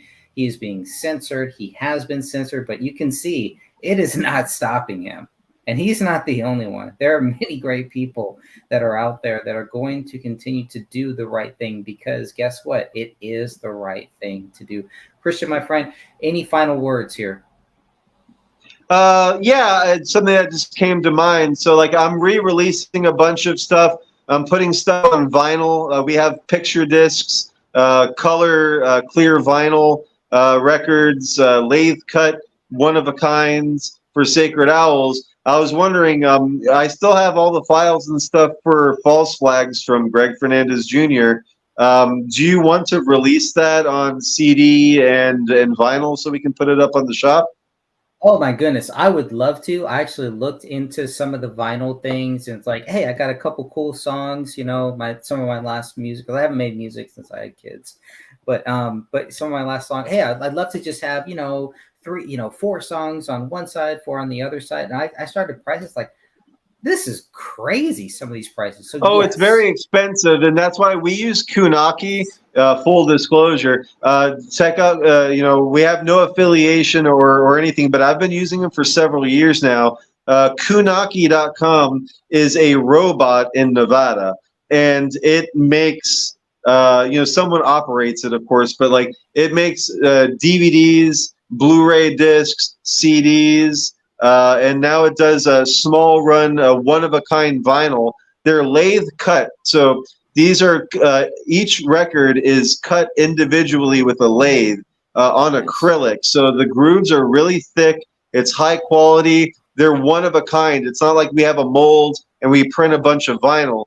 Each picture disc has full color on front and the back side. It comes with a full color sleeve and a dust jacket. We get them for $25. We sell them for $35. Each one is signed, comes with a poster, so we make very little profit. But the nice thing about it is we don't have to spend thousands of dollars to have a bunch of vinyl printed and then have a bunch of boxes of inventory. When you order a vinyl record from us, we're ordering one sent directly to you. That's one of a kind. And same thing goes for the CDs, the DVDs, and the Blu-rays. They're all small run, so we can just order a couple copies at a time, or just order one copy from the printing plant sent directly to you. So it keeps the prices low, and that's why we're able to still have CDs, Blu-rays, DVDs for $8.99, and they come with a free poster. So you really can't beat these prices. We end up we pay about half of that for the printing and the shipping, so we're only getting about $3-4 a copy for that stuff, $10 for the vinyl. But really, it's not about money so much. The money helps. Every little bit helps. With our servers and everything. It's the more traffic we get, the more expensive it is to have darkdocs.com up and running. We want your traffic, but we definitely need the support. And more importantly, we want you to have a copy of these films. We want you to have a copy of this music in order to share it with other people, or when they take away the internet, because I honestly think that's a possibility in the near future. When they finally shut down our website, you have a copy of this stuff. And same goes for our thumb drives, our projectors, and our media players that have micro SD cards preloaded. They're a terabyte, and they have all the movies, all the PDFs, podcasts, music, everything. So that way you can go and project it on the side of a building. You can have your little media player and you're like, oh, look at this crazy clip. And share it with people. Give it away as a gift to somebody that, like, if you want someone to watch all these movies, but like they don't have the time, but like they commute to work or they're on the bus or whatever, on a regular basis. They like riding bike. These little media players give them the possibility to just put in some headphones and then just watch a documentary while they're waiting in a waiting room or whatever. It's offline. You don't need the internet. And you have these files, these movies, these videos, this music forever. It's yours. You can take it, plug it into a computer, and make a copy to give to somebody else. This is information warfare. That's how we share this information. So definitely check out those new products. And, the money goes straight back into the operation to make more T-shirts, make more of this stuff, make new films. There's a bunch of ideas for films we have on the back burner simply because I don't have the time to make them because I'm out working elsewhere in order to make money to pay my bills. But if you guys support us more and share our content and we get more traffic and more sales, I can make more content for you guys. I can start paying our staff. Because they don't make money, I don't make money. Like we're really at a shoestring budget right now. We're maybe making $30-$40 a month. That's it. Like it's because of the censorship, because of the demonetization, because of all of the shadow banning, we're not getting the traffic that we would be getting if we weren't being censored. So if you like what we do, please consider checking out the store. You're just making a donation. You can go to cash.out/darkdocs. You can Zelle 321-460-7198. That's 321-460-7198. That's my cell phone number. I'm not trying to hide anything. I'm happy to come onto your pod together with new people. We need new blood. We need the numbers. We need to unite with people on the left and the right and everything. If you disagree with what we're saying, I'm happy to come on your show and be polite and talk to each other and try to sort this out because we're in trouble here. Thank you so much for having me on. It's always a pleasure. And beware, take care. Thank you, my brother. Always nice to have you on. Definitely going to get you back on soon. And I will be in touch because after what you said about the whole vinyl thing, yes, yeah, I'm going to send you one of those records. You're going to love. This is a great product. Yeah, you're going to love having this picture disc of False Flags. I'm going to start working on that next week. And then maybe we can talk about my last project because my final music project that I did, I never really did any distribution. It hasn't been on a CD, a physical CD. And I would love to talk to you more about getting that onto a CD and onto vinyl. We'll talk about that very soon, my brother, for sure. Sounds good. Exciting stuff. All right, everyone. Thank you so much for joining me and God bless you all. And until next time, thank you for all of your Death to the New World Order. Until next time.